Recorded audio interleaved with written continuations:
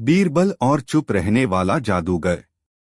मुगल सल्तनत के सुनहरे दौर में जब शहंशाह जलालुद्दीन मोहम्मद अकबर का परचम पूरे हिंदुस्तान पर लहरा रहा था, उनकी राजधानी आगरा न केवल सियासत का बल्कि कला, संस्कृति और बुद्धिमत्ता का भी केंद्र थी।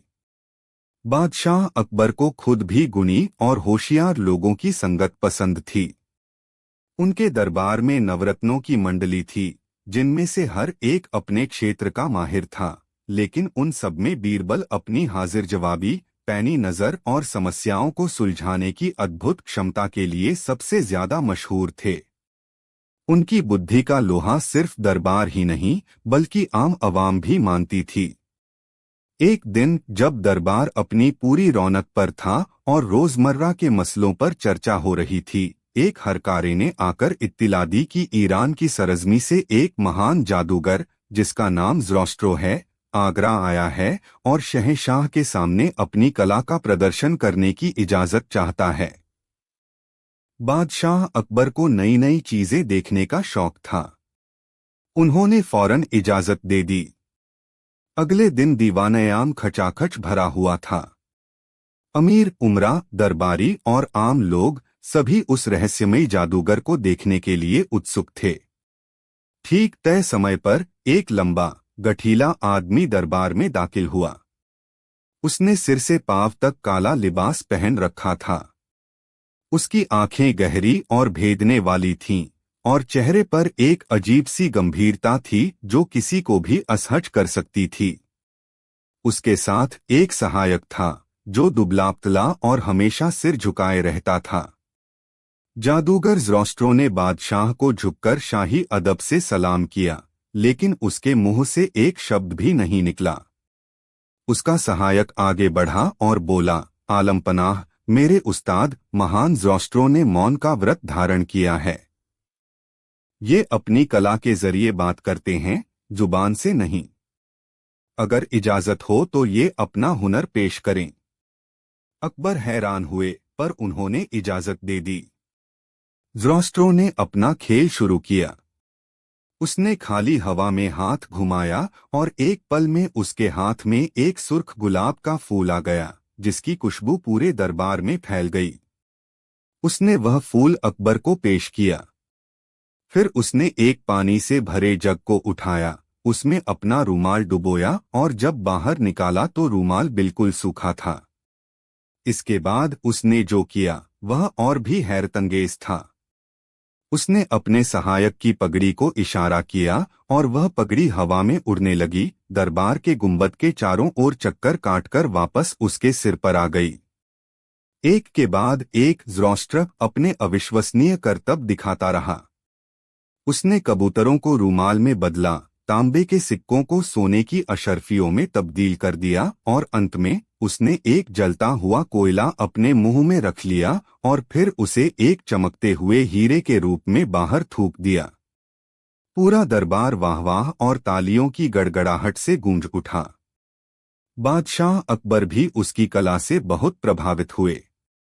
उन्होंने उसे इनाम देने का ऐलान किया, लेकिन ज़ोरास्ट्रो ने सिर हिलाकर मना कर दिया। उसके सहायक ने बताया, जहांपनाह, मेरे उस्ताद को दौलत का कोई मोह नहीं है। वो बस अपनी कला का सम्मान चाहते हैं। यह कहकर ज़ोरास्ट्रो और उसका सहायक वहां से चले गए। अगले कुछ हफ्तों तक ज़ोरास्ट्रो आगरा में ही रहा और शहर के चौराहों पर अपने जादू का प्रदर्शन करता रहा। उसकी शोहरत आग की तरह फैल गई। लोग उसे कोई चमत्कारी सिद्ध पुरुष मानने लगे थे। उसकी सबसे बड़ी खासियत उसका मौन थी। वह कभी नहीं बोलता था। उसकी रहस्यमयी चुप्पी ने उसकी शख्सियत को और भी प्रभावशाली बना दिया था। लोग कहते थे कि उसके पास अलौकिक शक्तियां हैं और बोलने से उसकी शक्तियां कम हो जाएंगी। धीरे धीरे यह बात बादशाह अकबर के लिए चिंता का सबब बनने लगी। ज़ोरास्ट्रो की बढ़ती लोकप्रियता एक तरह से उनकी सत्ता को चुनौती दे रही थी। कुछ लोग तो अपनी समस्याएं लेकर काजी या कोतवाल के पास जाने के बजाय ज़ोरास्ट्रो के डेरे पर जाने लगे थे, यह सोचकर कि वह अपने जादू से सब ठीक कर देगा। कुछ दरबारी भी अकबर के कान भरने लगे थे कि यह जादूगर कोई जासूस हो सकता है या उसकी नीयत ठीक नहीं है। अकबर ने एक दिन दरबार में यह मसला उठाया, हमें इस जादूगर की असलियत का पता लगाना होगा। उसका यह मौन मुझे खटकता है। यह कोई ढोंग भी हो सकता है। मैं ऐलान करता हूं कि जो कोई भी इस जादूगर ज़ोरास्ट्रो को बोलने पर मजबूर कर देगा, उसे 10,000 सोने की अशर्फियों का इनाम दिया जाएगा। यह ऐलान सुनते ही दरबारियों में खुशी की लहर दौड़ गई। इनाम की रकम बहुत बड़ी थी और हर कोई अपनी किस्मत आजमाना चाहता था। सबसे पहले दरबार के एक अमीर मुल्ला दो प्याजा के रिश्तेदार ने बीड़ा उठाया। वह बहुत मजाकिया और बातूनी था। उसने सोचा कि वह अपने लतीफों से ज़ोरास्ट्रो को हंसा हंसाकर बोलने पर मजबूर कर देगा। वह ज़ोरास्ट्रो के डेरे पर पहुंचा और एक से बढ़कर एक मजेदार चुटकुले सुनाने लगा। लोग हंस हंसकर लोटपोट हो गए, लेकिन ज़ोरास्ट्रो के चेहरे पर एक शिकन तक नहीं आई। वह पत्थर की मूरत बना बैठा रहा। थक-हार कर वह दरबारी वापस लौट आया। इसके बाद एक दूसरे दरबारी ने, जो अपनी दौलत के लिए जाना जाता था, कोशिश की। उसने ज़ोरास्ट्रो के सामने सोने चांदी और हीरों का ढेर लगा दिया और कहा, ये सब तुम्हारा हो जाएगा, बस एक शब्द बोल दो। ज़ोरास्ट्रो ने उस दौलत की तरफ देखा तक नहीं और अपनी आंखें मूंद लीं। फिर एक हकीम ने उसे डराने की कोशिश की। वह अपने साथ एक पिंजरे में बंद शेर लेकर पहुंचा और धमकी दी कि अगर वह नहीं बोला तो उसे शेर के सामने फेंक दिया जाएगा।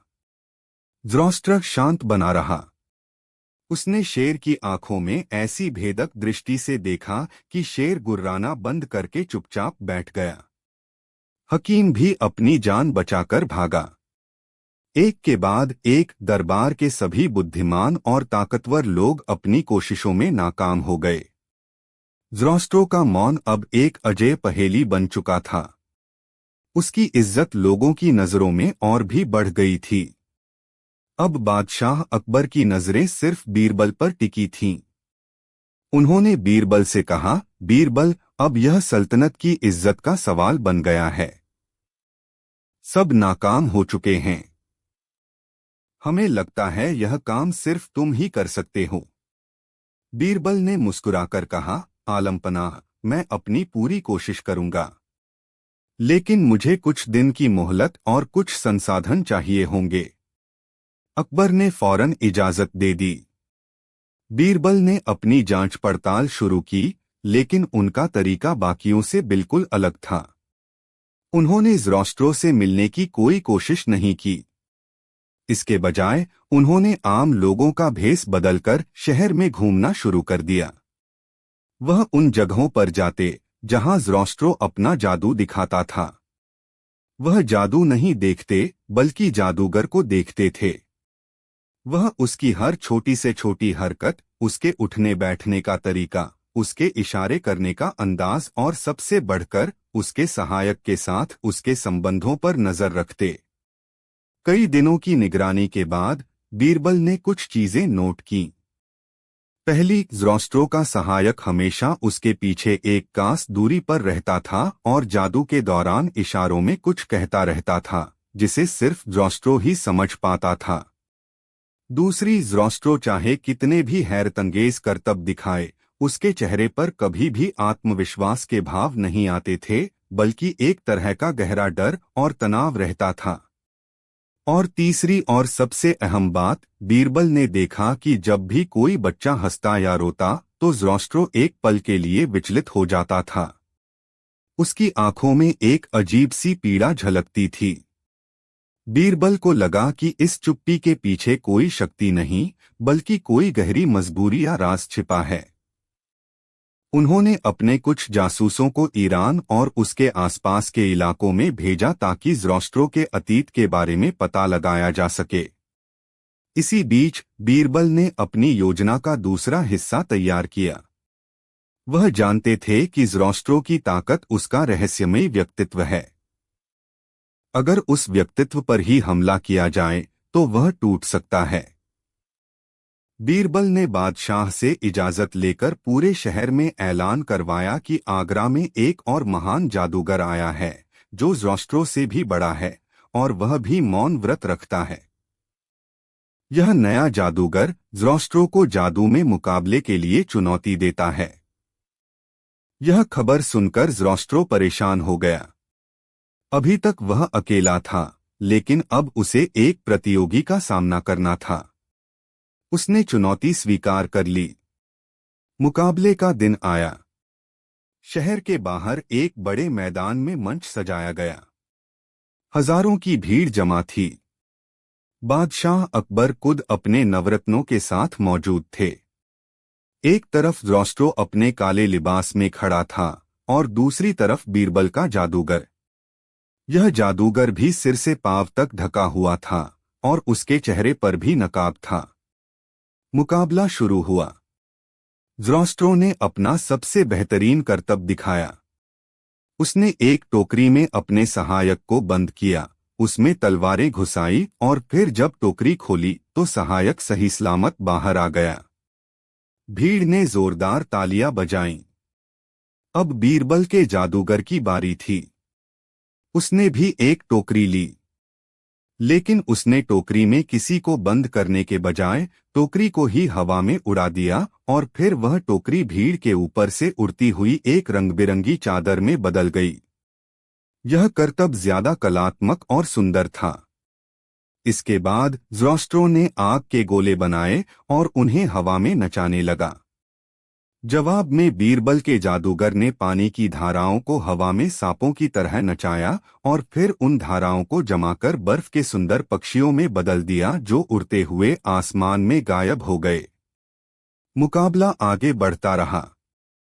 ज़ोरास्ट्रो जो भी करता, बीरबल का जादूगर उससे एक कदम आगे का और उससे ज्यादा प्रभावशाली करतब दिखाता। धीरे धीरे ज़ोरास्ट्रो का आत्मविश्वास डगमगाने लगा। उसके हाथ कांपने लगे थे और उसके माथे पर पसीना आ गया था। उसे अपनी हार साफ नजर आ रही थी। उसकी सालों की बनाई इज्जत मिट्टी में मिल रही थी। अंत में जब ज़ोरास्ट्रो अपना आखिरी और सबसे बड़ा दांव खेलने की तैयारी कर रहा था, तभी भीड़ में से एक बूढ़ी औरत लड़खड़ाती हुई मंच की तरफ दौड़ी। वह रो रही थी और चिल्ला रही थी, कन्नू, मेरे बेटे कन्नू, तू जिंदा है। मैं तेरी मां हूं। वह औरत सीधे ज़ोरास्ट्रो के पैरों में गिर पड़ी और रो रो कर कहने लगी, बेटा, मुझे माफ कर दे।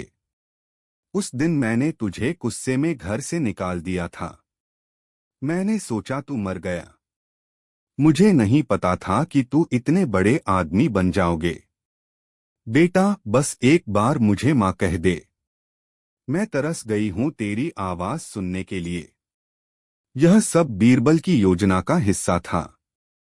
उनके जासूसों ने पता लगा लिया था कि ज़ोरास्ट्रो का असली नाम कांतिलाल कन्नू है और वह आगरा के पास के ही एक गांव का रहने वाला है।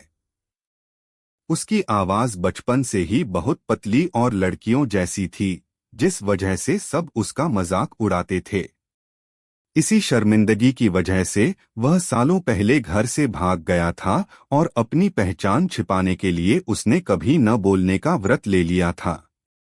जादूगरी उसने पेट पालने के लिए सीखी थी। बीरबल उस बूढ़ी मां को ढूंढकर ले आए थे। ज़ोरास्ट्रो अपनी मां को देखकर सन्न रह गया।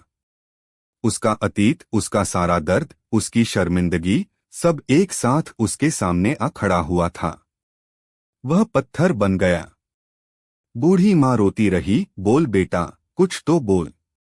अपनी मां को नहीं पहचाना। उसका सहायक उसे इशारा कर रहा था कि वह चुप रहे, लेकिन अब हालात उसके काबू से बाहर थे। एक तरफ उसकी सालों की मेहनत से बनाई झूठी पहचान थी और दूसरी तरफ उसकी असली पहचान, उसकी मां। उसके अंदर एक तूफान चल रहा था। वह बूढ़ी मां की तरफ देखता रहा। उसकी आंखों से आंसू बहने लगे। उसका पूरा शरीर कांप रहा था। भीड़ में सन्नाटा था। सब सांस रोके देख रहे थे। और फिर सालों का मौन टूटा।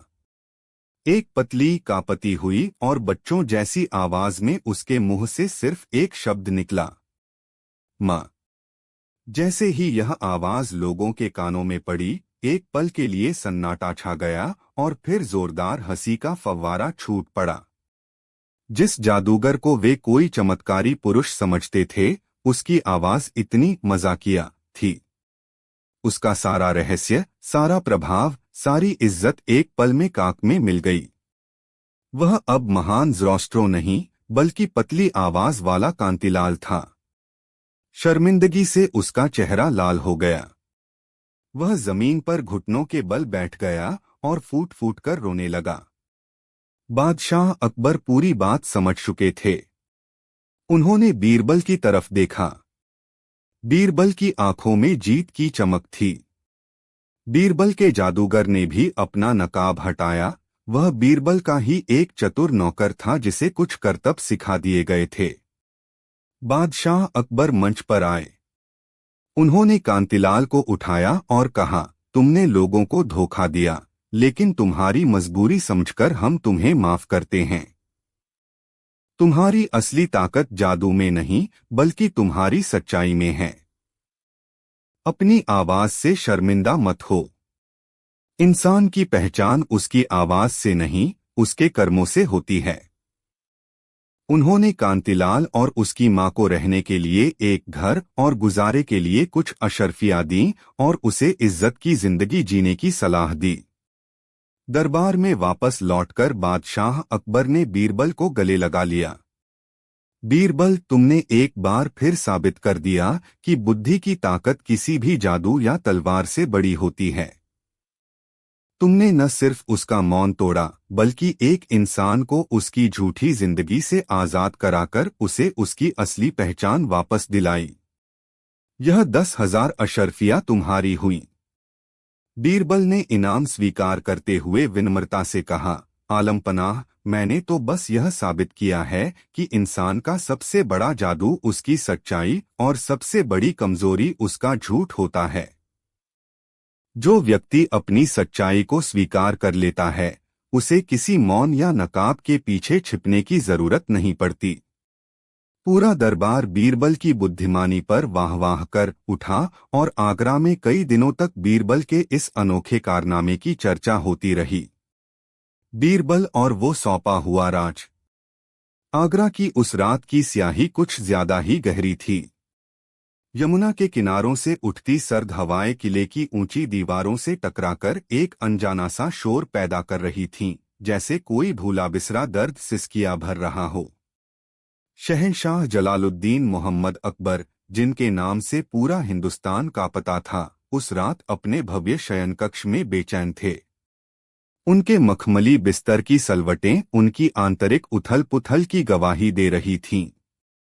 आधी रात गुजर चुकी थी जब उन्होंने अपने सबसे विश्वसनीय सेवक को बुलाया और एक संक्षिप्त लेकिन दृढ़ आदेश दिया, बीरबल को फौरन इसी वक्त हमारे हुजूर में पेश करो।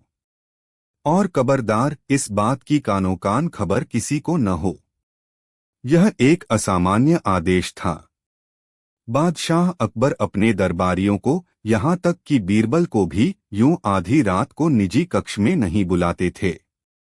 जब हरकारा बीरबल के निवास पर पहुंचा, तो बीरबल जाग रहे थे, किसी पुरानी पांडुलिपि के पन्ने पलट रहे थे। बादशाह के बुलावे का तरीका और वक्त सुनकर उनकी छठी इंद्रिय ने उन्हें आगाह कर दिया कि मामला बेहद संगीन है। बिना एक पल गवाए वे एक साधारण चादर ओढ़कर गुप्त रास्तों से होते हुए शाही कक्ष की ओर चल पड़े। जब बीरबल ने कक्ष में प्रवेश किया, तो उन्होंने जो दृश्य देखा, वह उनके जीवन के सबसे अविश्वसनीय दृश्यों में से एक था। हिंदुस्तान का शहंशाह, जो अपनी अदम्य इच्छा शक्ति और इस्पाती इरादों के लिए जाना जाता था, खिड़की के पास खड़ा था। उसकी पीठ दरवाजे की ओर थी और कंधे झुके हुए थे। वह एक शासक नहीं, बल्कि एक थकाहारा, बोझ से दबा इंसान लग रहा था। जब वह पलटे, तो मोमबत्ती की कापती लौ में बीरबल ने उनकी आंखों में एक ऐसी नमी देखी जो उन्होंने पहले कभी नहीं देखी थी। वह नमी किसी सल्तनत के खोने का गम नहीं, बल्कि किसी निजी बहुत गहरे जख्म का दर्द बयां कर रही थी।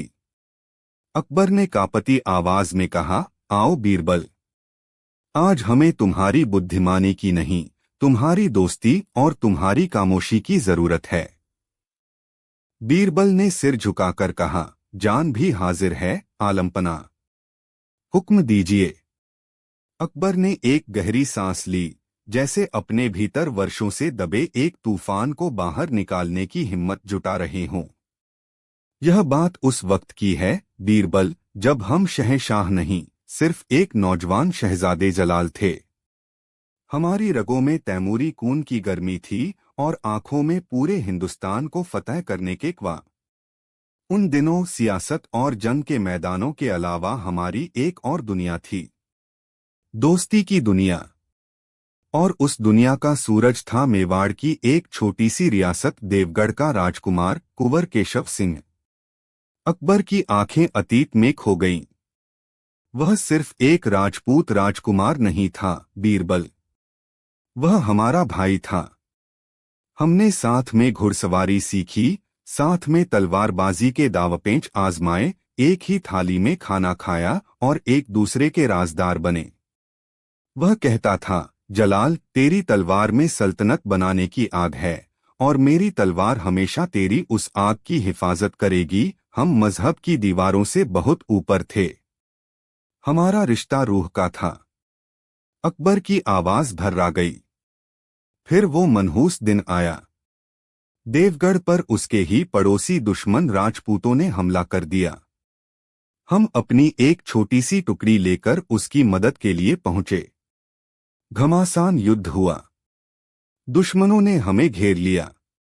एक भाला सीधा हमारे सीने की ओर आ रहा था कि केशव बीच में आ गया। वह भाला उसके कंधे को चीरता हुआ पार हो गया। वह खून से लथपथ जमीन पर गिर पड़ा। हम उसे उठाने के लिए झुके, लेकिन हमारे सेनापति ने हमें जबरदस्ती वहां से खींच लिया, यह कहते हुए कि अगर शहजादे को कुछ हो गया तो सल्तनत अनाथ हो जाएगी। हमें भागना पड़ा बीरबल। हमें अपने भाई को मरता हुआ छोड़कर भागना पड़ा।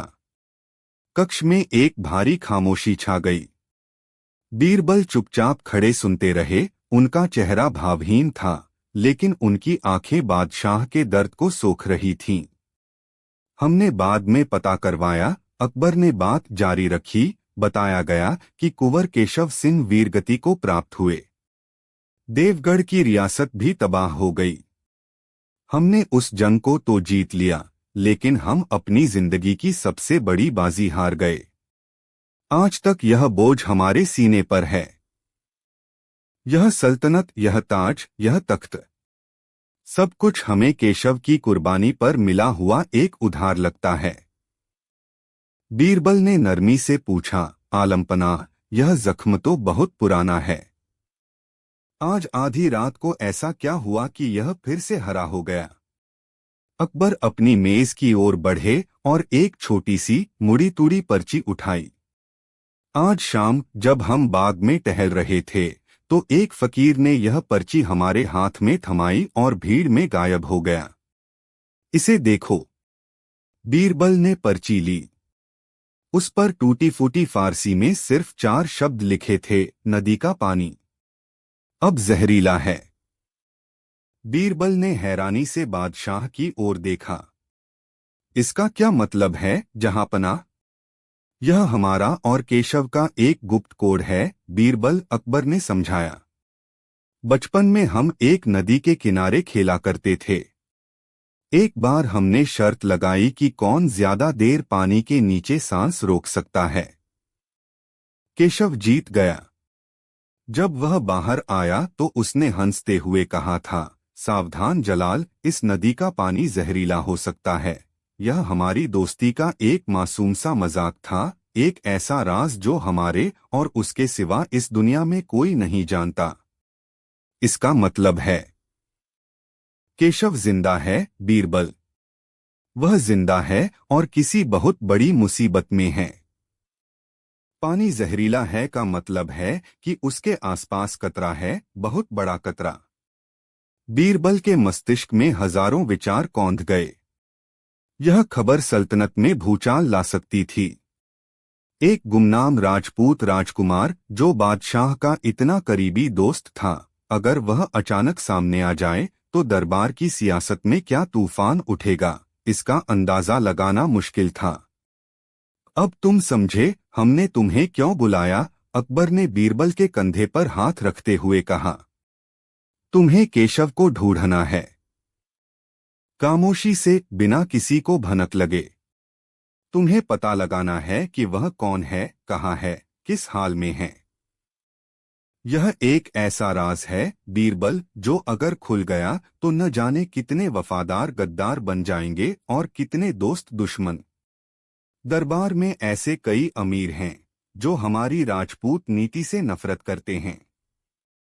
वह इस मौके का फायदा उठाकर सल्तनत में आग लगा देंगे। यह काम सिर्फ तुम कर सकते हो। हम तुम्हें अपनी सल्तनत का सबसे बड़ा राज सौंप रहे हैं। इसकी हिफाजत करना। बीरबल ने वह पर्ची अपनी मुट्ठी में भींच ली। उन्होंने महसूस किया कि यह सिर्फ कागज का टुकड़ा नहीं, बल्कि एक जिंदगी, एक दोस्ती और एक साम्राज्य की तकदीर का फरमान था। उन्होंने बादशाह की आंखों में देखते हुए दृढ़ता से कहा, आलमपनाह, आपकी अमानत अब मेरी जिंदगी से बढ़कर है।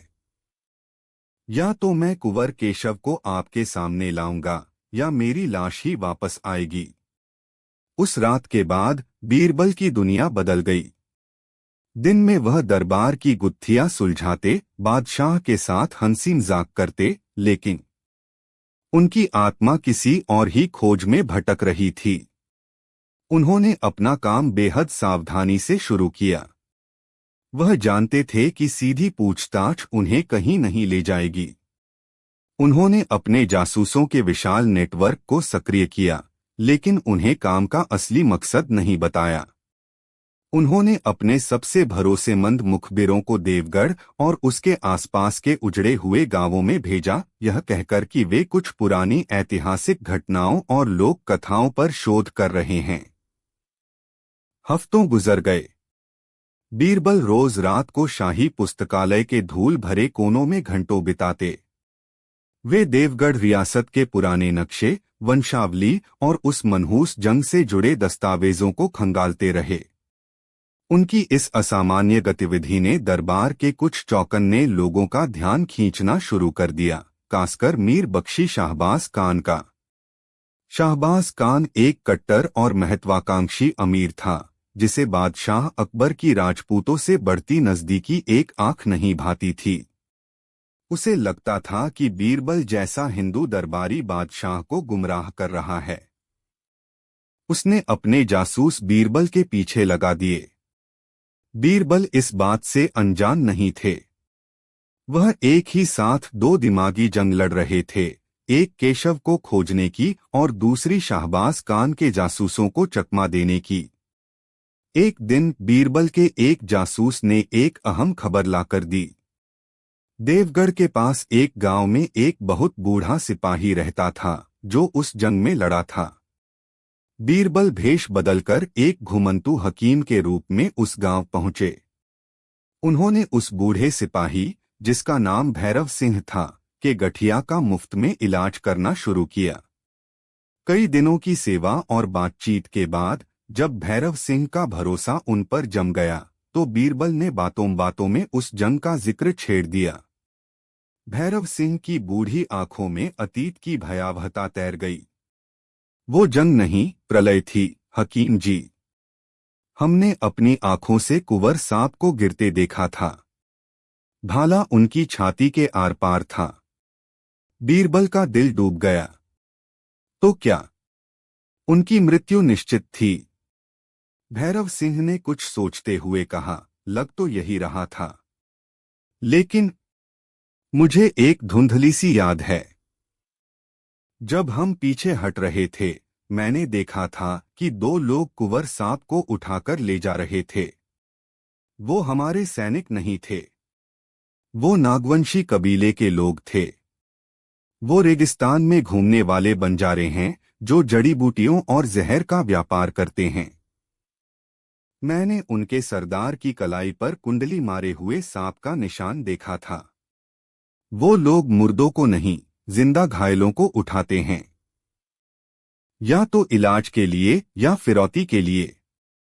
यह बीरबल के लिए पहली ठोस कड़ी थी, एक उम्मीद की किरण। केशव शायद उस जंग में मरा नहीं था, उसे नागवंशी कबीला अपने साथ ले गया था। बीरबल ने भैरव सिंह का शुक्रिया अदा किया और अपनी अगली मंजिल थार के रेगिस्तान की ओर निकल पड़े। यह यात्रा आसान नहीं थी। उन्हें शाहबाज खान के जासूसों से भी बचना था और रेगिस्तान के कतरों का सामना भी करना था। उन्होंने कई बार अपना भेष बदला, कभी सौदागर बने, कभी फकीर तो कभी नट। महीनों की भटकन के बाद आखिरकार उन्हें नागवंशी कबीले का सुराग मिला। वह एक नमक के व्यापारी के रूप में कबीले के डेरे में पहुंचे। कबीले का सरदार एक रौबदार और अनुभवी बूढ़ा था, जिसकी कलाई पर वाकई कुंडली मारे सांप का गुदना था। बीरबल ने उसके साथ व्यापार की बातें शुरू की और धीरे धीरे उसका विश्वास जीता। एक रात जब वे दोनों अलाव के पास बैठे थे, बीरबल ने किस्सा सुनाने के अंदाज में एक राजपूत राजकुमार की कहानी छेड़ी जो सालों पहले एक जंग में खो गया था। सरदार की आंखों में एक पहचान की चमक कौंधी। उसने एक गहरी सांस ली और कहा, किस्मत भी अजीब खेल खेलती है सौदागर। तुम उसी राजकुमार की बात कर रहे हो जिसे हम जीवदानी कहते थे। बीरबल ने अपनी सांस रोक ली। सरदार ने बताया, हाँ, हम उसे उठाकर लाए थे। मौत उसके सिरहाने खड़ी थी, पर उसकी सांसें चल रही थीं। हमारे कबीले की सबसे बूढ़ी हकीमा ने उसका इलाज किया। उसकी जान तो बच गई, पर उसके दिमाग पर लगी चोट ने उसकी याददाश्त छीन ली। वह भूल गया कि वह कौन है, कहां से आया है। हमने उसे अपना लिया। उसमें जड़ी बूटियों को पहचानने की अद्भुत क्षमता थी। उसने हमसे भी ज्यादा ज्ञान हासिल कर लिया। वह जिंदगियां बचाता था, इसीलिए हमने उसे नाम दिया जीवदानी। तो वह अब कहाँ है? बीरबल ने अपनी उत्सुकता को दबाते हुए पूछा। कई साल वह हमारे साथ रहा, सरदार ने अलाव की लपटों को घूरते हुए कहा। फिर करीब 2-2.5 साल पहले एक ऊंट से गिरने पर उसके सिर में फिर चोट लगी। और इस बार चमत्कार हो गया। उसकी पुरानी याददाश्त लौटने लगी। उसे अपना नाम, अपना दोस्त जलाल और अपनी रियासत सब धुंधला धुंधला याद आने लगा। एक रात वह चुपचाप हमें छोड़कर चला गया, शायद अपनी जड़ों की तलाश में। हमें नहीं पता वह कहाँ गया। बस इतना पता है कि उसके माथे पर चोट का एक गहरा निशान है और उसकी आंखें हमेशा किसी को ढूंढती रहती हैं। यह जानकारी बीरबल के लिए किसी खजाने से कम नहीं थी। वह जानते थे कि केशव जिंदा है और आगरा के आसपास ही हो सकता है। वह सरदार का शुक्रिया अदा करके फौरन राजधानी की ओर लौट पड़े। आगरा वापस आकर बीरबल का दिमाग किसी तूफान की तरह चल रहा था। एक शांत जड़ी बूटियों का जानकार, जिसके माथे पर चोट का निशान हो और जिसकी आंखों में एक तलाश हो। यह विवरण उनके दिमाग में किसी की छवि बना रहा था। उन्होंने अपने दिमाग पर जोर डाला और तभी बिजली की तरह एक ख्याल उनके जहन में कौंधा। हकीम अरसलान। हकीम अरसलान लगभग 2 साल पहले ही आगरा आए थे और अपनी काबिलियत के दम पर जल्द ही शाही हकीमों में शुमार हो गए थे। वह बहुत कम बोलते थे, उनका अतीत किसी को मालूम नहीं था और उनके इलाज करने का तरीका चमत्कारी था। और सबसे बड़ी बात, उनके माथे पर चोट का एक पुराना गहरा निशान था। बीरबल को यकीन हो गया। कुंवर केशव सिंह कहीं और नहीं बल्कि मुगल सल्तनत के दिल में बादशाह की नाक के नीचे हकीम अरसलान बनकर रह रहा था। वह यह भी समझ गए कि उसने वह पर्ची बादशाह तक क्यों पहुंचाई थी। वह खुद अपनी पहचान जाहिर नहीं कर सकता था, और अब वह किसी बड़ी मुसीबत में फंस चुका था। यह समझते ही बीरबल के पैरों तले जमीन खिसक गई। केशव सिंह बादशाह के निजी हकीम के रूप में एक ऐसी स्थिति में था जहां उस पर सबसे ज्यादा भरोसा किया जाता था और जहां वह सबसे ज्यादा खतरे में भी था। अब बीरबल को यह पता लगाना था कि वह जहरीला पानी क्या है, वह कतरा क्या है। उन्होंने हकीम अरसलान पर नजर रखनी शुरू कर दी और जल्द ही उन्हें जवाब मिल गया। उन्होंने देखा कि मीर बख्शी शाहबाज खान, जो एक पुराने मर्ज से परेशान था, आजकल हकीम अरसलान से ही इलाज करवा रहा था। शाहबाज खान अक्सर इलाज के बहाने हकीम से अकेले में मिलता था और उन मुलाकातों के बाद हकीम का चेहरा सफेद और डरा हुआ लगता था। अब बीरबल के सामने पूरी तस्वीर साफ हो चुकी थी। शाहबाज खान और उसके साथियों को किसी तरह हकीम अरसलान की असली पहचान पता चल गई थी। वे केशव सिंह को ब्लैकमेल कर रहे थे। उनकी साजिश भयानक थी। वे केशव को मजबूर कर रहे थे कि वह अपनी दवा के जरिए बादशाह अकबर को धीमा जहर दे। अगर केशव मना करता तो वे उसकी असलियत पूरे दरबार में जाहिर कर देते, यह इल्जाम लगाकर कि एक राजपूत दुश्मन बादशाह को मारने के लिए हकीम बनकर आया है। इससे न केवल केशव मारा जाता बल्कि बादशाह की राजपूत नीति और उनकी इज्जत पर भी ऐसा दाग लगता जो कभी नहीं धुलता। केशव चारों तरफ से घिर चुका था। वह न तो अपने दोस्त को मार सकता था और न ही अपनी पहचान जाहिर करके उसे बदनाम कर सकता था। बीरबल के पास वक्त नहीं था। वह सीधे बादशाह के पास जाकर यह सब नहीं बता सकते थे, क्योंकि तब तक बहुत देर हो चुकी होती और साजिश करने वाले बच निकलते। उन्हें रंगे हाथों पकड़ना जरूरी था। उन्होंने एक बहुत ही खतरनाक योजना बनाई। अगले दिन बीरबल ने बादशाह से कहा, आलमपनाह, आपकी सेहत के लिए एक विशेष भोज का आयोजन करना आवश्यक है। इसमें कुछ चुनिंदा और सबसे वफादार दरबारी ही शामिल होंगे। अकबर, जो बीरबल पर आंख मूंदकर भरोसा करते थे, मान गए। बीरबल ने उस भोज में शाहबाज खान और उसके कुछ संदिग्ध साथियों को विशेष रूप से आमंत्रित किया। उन्होंने यह भी सुनिश्चित किया कि रोज की तरह बादशाह की रात की दवा परोसने के लिए हकीम अरसलान ही मौजूद रहें। उस रात दीवान-ए-खास का माहौल बेहद तनावपूर्ण था। शाहबाज खान के चेहरे पर एक विजेता की मुस्कान थी। उसे लग रहा था कि आज उसकी सालों की महत्वाकांक्षा पूरी होने वाली है। बादशाह अपनी जगह पर बैठे थे, इस बात से अनजान कि उनकी जिंदगी दांव पर लगी है। तय समय पर हकीम अरसलान चांदी के प्याले में दवा लेकर कांपते हाथों से आगे बढ़े। उनका चेहरा मौत की तरह पीला पड़ चुका था। जैसे ही उन्होंने प्याला बादशाह की ओर बढ़ाया, बीरबल अपनी जगह से उठे और उनका हाथ पकड़ लिया। ठहरिए हकीम जी, बीरबल ने शांत लेकिन दृढ़ आवाज में कहा। सारा दरबार सन्न रह गया। बादशाह ने हैरानी से बीरबल की ओर देखा। बीरबल ने प्याला अपने हाथ में ले लिया और मुस्कुराते हुए कहा, आज इस महफिल में मैं एक किस्सा सुनाना चाहता हूँ। एक किस्सा दो दोस्तों का। एक शहजादा था और एक राजपूत कुंवर। उनकी दोस्ती मजहब और सियासत से परे थी। बीरबल ने किस्सा सुनाना शुरू किया। उन्होंने जलाल और केशव की दोस्ती, उनकी बहादुरी और फिर जंग में उनके बिछड़ने की पूरी कहानी बयान की। जैसे जैसे किस्सा आगे बढ़ता, अकबर की आंखें आश्चर्य और पहचान से चौड़ी होती जा रही थीं। वह हकीम अरसलान को घूर रहे थे, जिसके चेहरे से पसीना बह रहा था और शरीर कांप रहा था।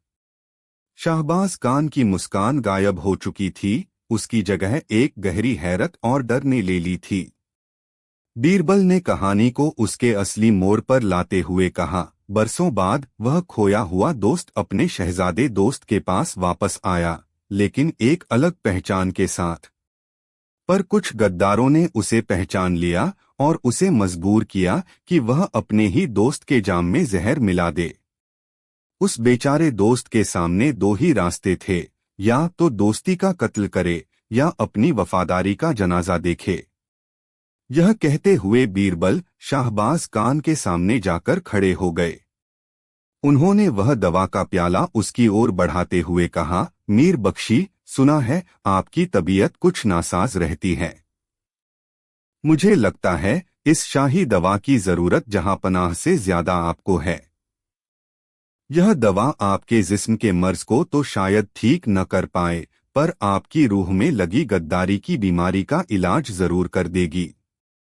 यह एक तीर था जो सीधा निशाने पर लगा था। शाहबाज खान का चेहरा सफेद पड़ गया। वह समझ गया कि उसका खेल खत्म हो चुका है। अपनी पोल खुलते देख उसने हताशा में अपनी तलवार निकाल ली, लेकिन बीरबल पहले से तैयार थे। उनके इशारे पर पहले से छिपे हुए शाही अंगरक्षकों ने शाहबाज खान और उसके साथियों को तुरंत पकड़ लिया। दरबार में मौत का सन्नाटा छा गया। उस सन्नाटे को हकीम अरसलान की एक सिसकी ने तोड़ा। उसकी आंखों से आंसू बह रहे थे। उसने बादशाह अकबर की ओर देखा और बरसों बाद उसकी जुबान से वह भूला हुआ नाम निकला, जलाल। बादशाह अपनी गद्दी से उठे और दौड़कर अपने दोस्त को गले लगा लिया। दो दोस्तों का वह मिलन इतना भावुक था कि दरबार में मौजूद हर शख्स की आंखें नम हो गईं। सल्तनत का सबसे बड़ा राज अब राज नहीं रहा था, लेकिन वह एक साजिश के खात्मे और एक महान दोस्ती के पुनर्जन्म का गवाह बन गया था। साजिश करने वालों को सजाए मौत दी गई। बादशाह अकबर ने केशव सिंह को उसकी रियासत वापस दिलाने की पेशकश की, लेकिन केशव ने मना कर दिया। उसने कहा, जलाल, मैंने सालों जिंदगियां बचाने का काम किया है। अब यही मेरी पहचान है। मुझे तख्त नहीं, अपने दोस्त का साथ और लोगों की सेवा चाहिए। अकबर ने अपने दोस्त की इच्छा का सम्मान किया। दुनिया के लिए वह हकीम अरसलान ही बना रहा, लेकिन दरबार में उसे वह सम्मान मिला जो किसी राजकुमार को मिलता है। उस रात अकबर और बीरबल एक बार फिर किले की उसी बुर्ज पर खड़े थे। यमुना की लहरें अब शांत थीं। अकबर ने बीरबल के कंधे पर हाथ रखकर कहा, बीरबल, आज तुमने सिर्फ हमारी जान या हमारे दोस्त को ही नहीं बचाया, तुमने उस भरोसे को बचाया है जिस पर यह सल्तनत टिकी है। तुमने साबित कर दिया कि एक सौंपा हुआ राज सिर्फ एक खामोश सच नहीं होता, वह वफादारी का सबसे बड़ा इम्तिहान होता है। तुम इस इम्तिहान में खरे उतरे। मांगो, आज तुम जो मांगोगे मिलेगा। बीरबल ने मुस्कुराते हुए कहा, आलमपनाह, आपने जो राज मुझे सौंपा था वह एक बोझ था। आज उस बोझ को सही सलामत आप तक वापस पहुंचाकर मुझे जो सुकून मिला है उससे बड़ा कोई इनाम नहीं हो सकता। बादशाह अकबर मुस्कुरा दिए। उस रात उनकी दोस्ती और भरोसे का रिश्ता पहले से कहीं ज्यादा मजबूत हो गया था, क्योंकि उन्होंने मिलकर एक ऐसे राज की हिफाजत की थी जिसकी जड़ें दोस्ती की जमीन में बहुत गहरी थीं। बीरबल और वो कहानी जो अधूरी रह गई। हिंदुस्तान की सल्तनत का सूरज शहशाह जलालुद्दीन मोहम्मद अकबर उस दिन अपने तख्त पर नहीं बल्कि अपनी रूह के किसी अंधेरे कोने में गुम थे। दीवान-ए-आम की भव्यता, दरबारियों की सजधज और बाहर गूंजता सल्तनत का शोर, सब कुछ उनके लिए बेमानी हो चुका था। उनकी नजरें सामने लगे फारसी गलीचे के जटिल नमूनों पर टिकी थीं, पर उनका मन उन धागों से भी ज्यादा उलझा हुआ था। कई दिनों से यही आलम था। बादशाह दरबार में आते, खामोश बैठे रहते और जरूरी फरमानों पर मुहर लगाकर वापस अपने निजी कक्षों में चले जाते। उनकी यह उदासी और खामोशी अब आगरा के किले की दीवारों से रिसकर आम बाजारों तक चर्चा का विषय बन चुकी थी। उनके नवरत्न भी परेशान थे। तानसेन ने अपने सबसे मधुर राग छेड़े, लेकिन बादशाह की आंखों में प्रशंसा की कोई चमक न दिखी। तोडरमल ने सल्तनत के बढ़ते खजाने का ब्यौरा दिया, पर बादशाह के चेहरे पर संतोष का कोई भाव न आया। अबुल फजल ने फलसफे की गहरी बातें की, लेकिन अकबर का मन जैसे उन बातों को सुनने से इनकार कर रहा था। अंत में सबकी उम्मीदें एक ही शख्स पर आकर टिक गईं, बीरबल। बीरबल, जो अपनी पैनी बुद्धि से इंसानी मन की गहराइयों को नाप लेने में माहिर थे, जानते थे कि यह कोई सियासी या सल्तनत की समस्या नहीं थी। यह मर्ज जिस्म का नहीं, रूह का था। यह एक ऐसी गांठ थी जिसे तलवार से नहीं, समझ और संवेदना के धागे से ही खोला जा सकता था। एक शाम जब चांदनी रात ने यमुना के पानी को चांदी से मढ़ दिया था, बीरबल ने बादशाह के निजी कक्ष में जाने की इजाजत मांगी। अकबर अपनी पसंदीदा झरोखे में बैठे थे, बाहर की दुनिया को देखते हुए, पर शायद अपने ही भीतर की किसी दुनिया में खोए हुए थे। आलमपनाह, बीरबल ने अदब से झुकते हुए कहा, कई दिनों से देख रहा हूं कि आपके दिल का मौसम बदला हुआ है। सल्तनत का सूरज कुछ बुझा बुझा सा है। क्या इस नाचीज दोस्त को यह जानने का हक नहीं कि ऐसी कौन सी फिक्र है जो हिंदुस्तान के शहंशाह को इस तरह खामोश कर गई है? अकबर ने एक लंबी ठंडी सांस भरी। उनकी आंखों में एक अजीब सी नमी थी, एक बच्चे जैसी मासूमियत और एक बादशाह जैसी बेबसी का मिलाजुला भाव। क्या कहें बीरबल, उनकी आवाज में एक अनजानी थकान थी। यह फिक्र सल्तनत की नहीं, सल्तनत के बादशाह के बचपन की है।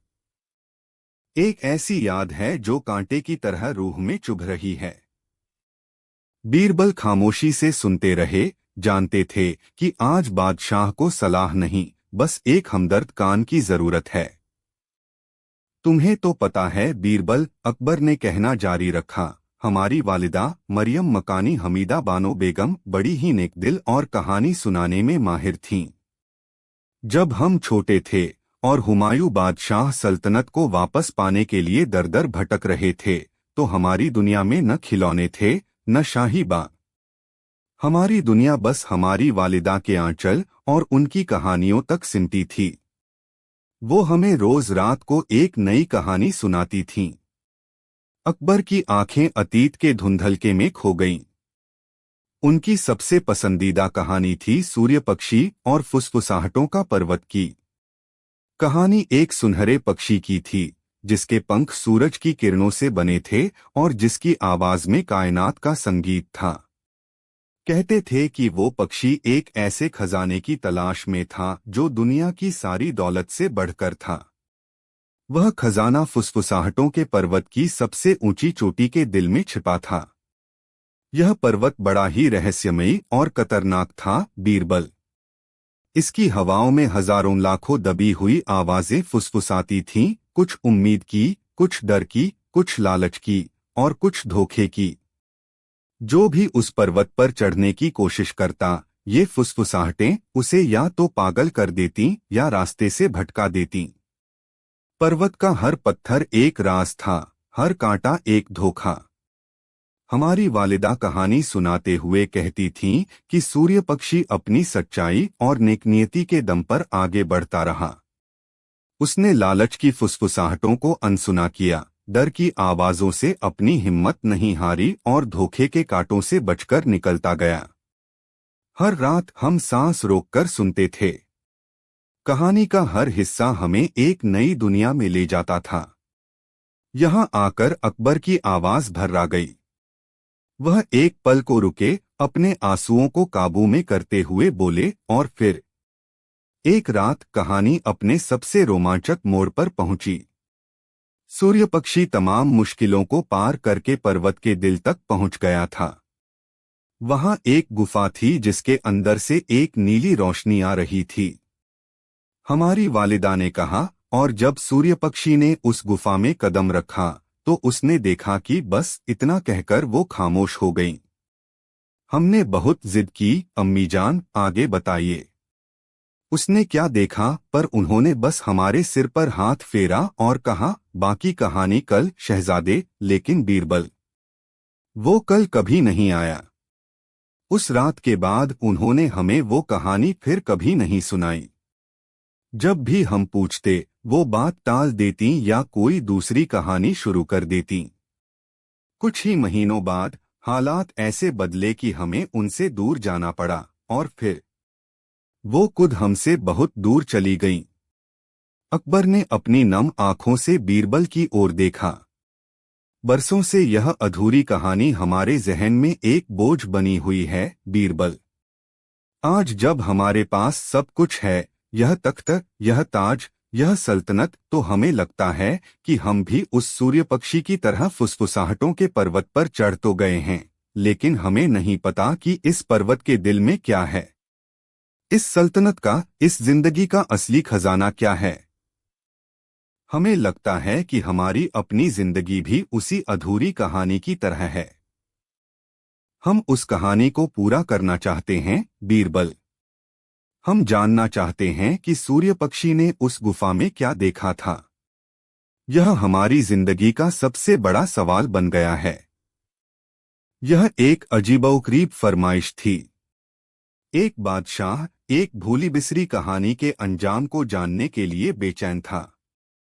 कोई और होता तो इसे बादशाह का कब्त समझकर कोई मनगढ़ंत अंत सुना देता, लेकिन बीरबल ने अकबर की आंखों में छिपे गहरे दर्शन और बेचैनी को पढ़ लिया था।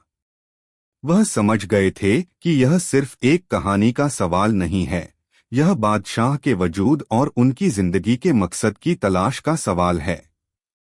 उन्होंने महसूस किया कि इस कहानी का अंत किसी किताब में नहीं, बल्कि इतिहास के दबे हुए पन्नों में ही मिल सकता है। आलमपना, बीरबल ने सिर झुकाकर कहा, यह हुक्म मेरे लिए किसी भी जंग को जीतने से ज्यादा मुश्किल है। पर मैं वादा करता हूं कि मैं इस कहानी को पूरा करने की हर मुमकिन कोशिश करूंगा। मैं उस राज को ढूंढ निकालूंगा जो आपकी वालिदा मरहुमा के दिल में दफन हो गया। बीरबल का मिशन शुरू हो चुका था। वह जानते थे कि इसका जवाब किसी कल्पना में नहीं, बल्कि मरहूम मलिका हमीदा बानो बेगम के अतीत में छिपा है। उन्होंने अपना काम शाही पुस्तकालय से शुरू नहीं किया, बल्कि शाही जनाने के सबसे पुराने और धुंधले गलियारों से शुरू किया। यह एक ऐसी दुनिया थी जहां दीवारों के भी कान होते थे और हर खामोशी के पीछे एक गहरा राज छिपा होता था। कई दिनों की खोजबीन और पुरानी दासियों से बातचीत के बाद बीरबल एक नाम तक पहुंचे, ज़ोहराबाई। ज़ोहराबाई अब एक बूढ़ी, कमजोर औरत थीं, जिनकी आंखों की रोशनी लगभग जा चुकी थी, लेकिन जिनकी याददाश्त की रोशनी अभी भी कायम थी। वह उन चंद लोगों में से थीं जो उस मुश्किल दौर में हमीदा बानो बेगम की सबसे करीबी खिदमतगार और राजदार हुआ करती थीं। बीरबल बड़ी ही एहतियात के साथ ज़ोहराबाई के छोटे से हुजरे में पहुंचे। ज़ोहराबाई बीरबल को देखकर चौंकीं, फिर डर गईं। जनाने के राज बाहर ले जाना मौत को दावत देने जैसा था। बीरबल ने उन्हें बड़े प्यार और सम्मान से समझाया। उन्होंने बादशाह की बेचैनी और उस अधूरी कहानी का जिक्र किया। कहानी का नाम सुनते ही ज़ोहराबाई के झुर्रियों भरे चेहरे पर एक अजीब सा खौफ तैर गया। उनके हाथ कांपने लगे। नहीं, नहीं वज़ीर आज़म, उस कहानी का जिक्र मत कीजिए। वो एक मनहूस कहानी है। मनहूस क्यों? ज़ोहराबाई, बीरबल ने नरमी से पूछा। वह तो बस एक शहजादे को बहलाने के लिए कही गई कहानी थी। नहीं, ज़ोहराबाई ने फुसफुसाते हुए कहा, जैसे दीवारें भी सुन रही हो। वो सिर्फ कहानी नहीं थी। मलिका आलिया उसे आईना कहती थीं। वो उस कहानी के जरिए शहजादे जलाल को आने वाले खतरों के लिए तैयार कर रही थीं। बीरबल की समझ में अब परतें खुलनी शुरू हुईं। कैसा आईना?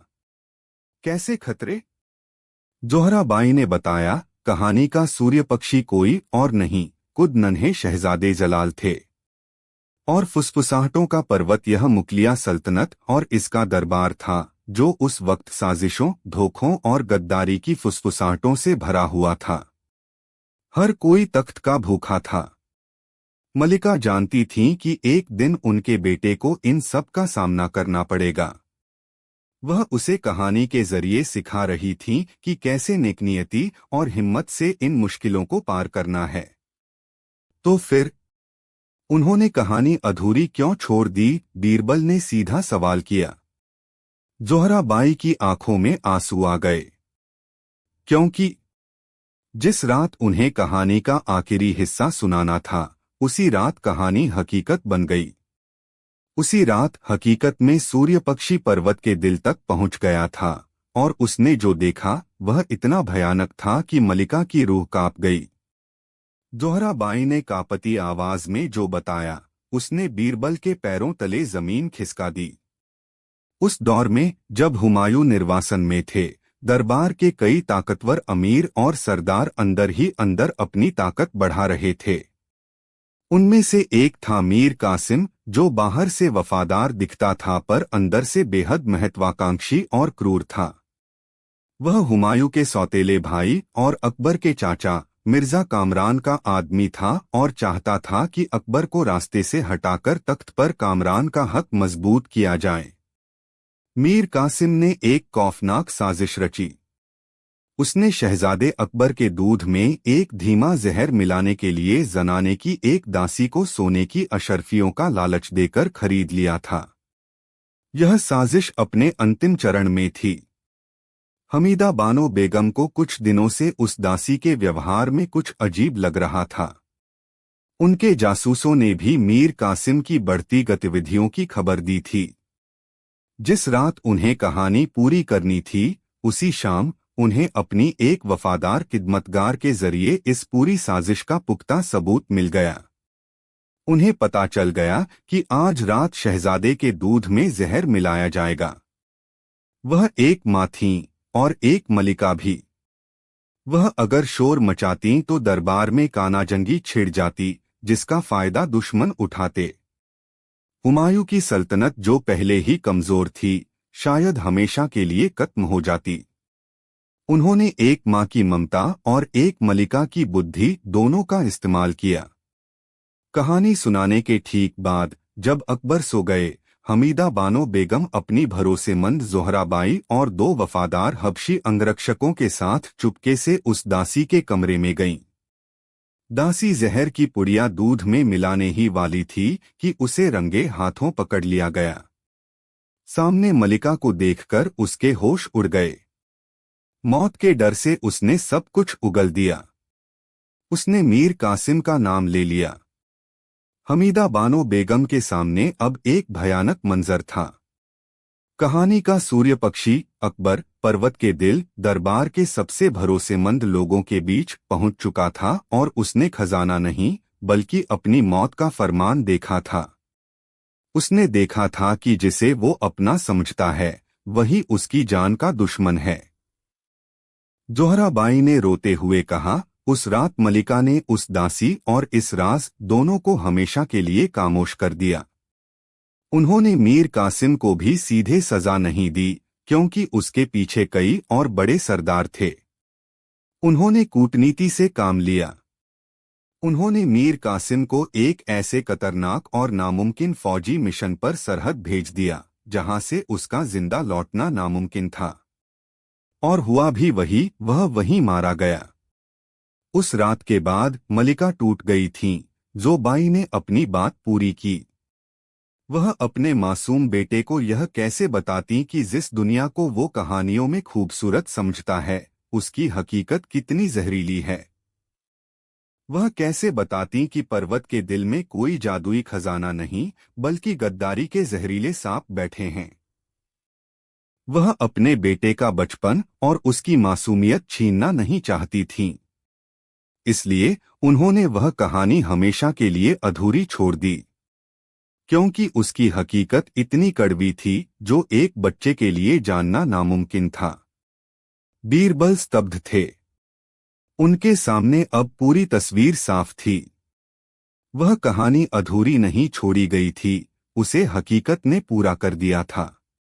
और उसका अंत इतना भयानक था कि उसे सुनाया नहीं जा सकता था। अब बीरबल के सामने एक और बड़ी चुनौती थी। वह यह कड़वी हकीकत बादशाह को कैसे बताएंगे? यह जानने के बाद तो उनकी उदासी शायद और भी गहरी हो जाएगी। बीरबल ने महसूस किया कि बादशाह को सिर्फ सच नहीं बल्कि सच के साथ जुड़े सबक और हिम्मत की जरूरत है। उन्हें कहानी का सिर्फ अंत नहीं बल्कि उस अंत का मकसद भी बताना होगा। अगले दिन बीरबल ने एक बार फिर बादशाह के सामने हाजिरी दी। अकबर बड़ी बेसब्री से उनका इंतजार कर रहे थे। क्या कुछ पता चला बीरबल? क्या तुम्हें कहानी का अंत मिला? जी जहांपनाह, बीरबल ने बड़े सधे हुए लहजे में कहा, मुझे कहानी का अंत मिल गया है। अगर इजाजत हो तो मैं उसे पूरा करूं। अकबर किसी बच्चे की तरह उत्सुक होकर बैठ गए। बीरबल ने अपनी गहरी और प्रभावशाली आवाज में कहानी को वहीं से आगे बढ़ाया जहां हमीदा बानो बेगम ने छोड़ा था। तो जब सूर्य पक्षी ने उस गुफा में कदम रखा जहां से नीली रोशनी आ रही थी, तो उसने देखा कि वहां कोई सोना, चांदी या जवाहरात का खजाना नहीं था। बीरबल एक पल को रुके। उन्होंने बादशाह की आंखों में सीधे झांका। उसने देखा कि गुफा के बीचों बीच एक बहुत बड़ा चमकता हुआ आईना रखा हुआ था और उस आईने में उसे कोई और नहीं बल्कि अपनी ही शक्ल दिखाई दे रही थी। लेकिन वह हैरान रह गया क्योंकि आईने में दिख रहा उसका अक्स सिर्फ उसका नहीं था। उसके चारों ओर हजारों लाखों और पक्षियों, जानवरों, इंसानों और इस दुनिया की हर एक मखलूक का अक्स दिखाई दे रहा था। सूर्य पक्षी समझ नहीं पाया। वह खजाने की तलाश में आया था। तभी पर्वत के दिल से एक गहरी, शांत आवाज गूंजी। आवाज ने कहा, ऐ सूर्य पक्षी, तू जिसे बाहर ढूंढ रहा है वह तेरे अंदर ही है। इस दुनिया का सबसे बड़ा खजाना कोई चीज नहीं बल्कि वह जिम्मेदारी है जो हर जानदार को दूसरी जानदार के लिए निभानी पड़ती है। तू अकेला नहीं है। तेरी चमक तब तक ही है जब तक तू दूसरों के जीवन में रोशनी भरे। तेरी जीत तब तक ही है जब तक तू सबकी जीत सुनिश्चित करे। असली खजाना पाना नहीं बल्कि बनना है। एक ऐसा खजाना जो सबके काम आए। यह सुनकर सूर्य पक्षी की आंखें खुल गईं। बीरबल ने अपनी कहानी पूरी की। वह समझ गया कि फुसफुसाहटों के पर्वत पर चढ़ने का मकसद किसी चीज को हासिल करना नहीं था बल्कि खुद को समझना था। वह काली हाथ उस गुफा से बाहर आया, लेकिन आज वह पहले से कहीं ज्यादा अमीर था, क्योंकि आज उसे अपनी जिंदगी का असली मकसद मिल गया था। इसके बाद उसने अपनी पूरी जिंदगी उस पर्वत को और पूरी दुनिया को एक बेहतर और सुरक्षित जगह बनाने में लगा दी। कहानी खत्म हो चुकी थी। कक्ष में एक गहरी खामोशी थी। बादशाह अकबर की आंखों से आंसू बह रहे थे, लेकिन आज इन आंसुओं में बेचैनी नहीं बल्कि एक अजीब सा सुकून और समझ थी। वह बीरबल के बनाए इस अंत का असली मतलब समझ गए थे। वह समझ गए थे कि बीरबल उन्हें क्या संदेश दे रहे हैं। उन्होंने कांपती आवाज में कहा, तो हमारी वालिदा हमें यही सिखाना चाहती थीं, बीरबल, कि बादशाहत कोई खजाना नहीं, एक जिम्मेदारी है। कि असली जीत किसी को हराने में नहीं बल्कि सबको साथ लेकर चलने में है। कि एक बादशाह का असली मकसद अपनी प्रजा के लिए एक आईना बनना है जिसमें सबको अपना अक्स सुरक्षित और सम्मानित महसूस हो। बीरबल ने सिर झुका लिया। आपकी वालिदा आपको सिर्फ बादशाह नहीं, अकबर यानी महान बनाना चाहती थीं, जहांपनाह। शायद वह कहानी इसलिए अधूरी छोड़ गई क्योंकि उसका असली अंत आपको खुद अपनी जिंदगी और अपने कर्मों से लिखना था। और आप सालों से यही तो कर रहे हैं। आपकी सुलह कुल की नीति, आपकी इंसाफ पसंदी, आपकी दीन इलाही की सोच, यह सब उसी अधूरी कहानी को पूरा करने की ही तो कोशिश है। अकबर अपनी जगह से उठे और उन्होंने आगे बढ़कर बीरबल को गले लगा लिया। यह दो दोस्तों का मिलन था, एक बादशाह और उसके वजीर का नहीं। तुमने आज सिर्फ एक कहानी पूरी नहीं की है, बीरबल, अकबर ने भावुक होकर कहा। तुमने हमारी जिंदगी का सबसे बड़ा बोझ उतार दिया है। तुमने हमें हमारी वालिदा का वो पैगाम पहुंचाया है जो बरसों से अनकहा था। तुमने हमें हमारा मकसद फिर से याद दिला दिया है। उस दिन के बाद सल्तनत का सूरज फिर से अपनी पूरी आबोताबा के साथ चमकने लगा। बादशाह अकबर की उदासी दूर हो चुकी थी। उनकी आंखों में अब एक नई रोशनी और उनके इरादों में एक नई मजबूती थी। वह समझ गए थे कि जिंदगी में कुछ कहानियां इसीलिए अधूरी रह जाती हैं ताकि हम अपनी हिम्मत, अपनी बुद्धि और अपने कर्मों से उन्हें पूरा कर सकें। और शायद यही जिंदगी का सबसे बड़ा और सबसे खूबसूरत खजाना है। जरूर प्रस्तुत है एक विस्तृत कहानी, जब बीरबल ने बताया असली अमीरी क्या होती है, बिना किसी भाग या बिंदुओं के एक सीधे प्रवाह में। जब बीरबल ने बताया असली अमीरी क्या होती है। मुगल सल्तनत की राजधानी आगरा उन दिनों अपनी शानो शौकत के चरम पर थी। यमुना के किनारे खड़ा भव्य किला सूरज की रोशनी में सोने की तरह चमकता था और शहर के बाजार दुनिया भर के बेशकीमती सामानों से पटे रहते थे।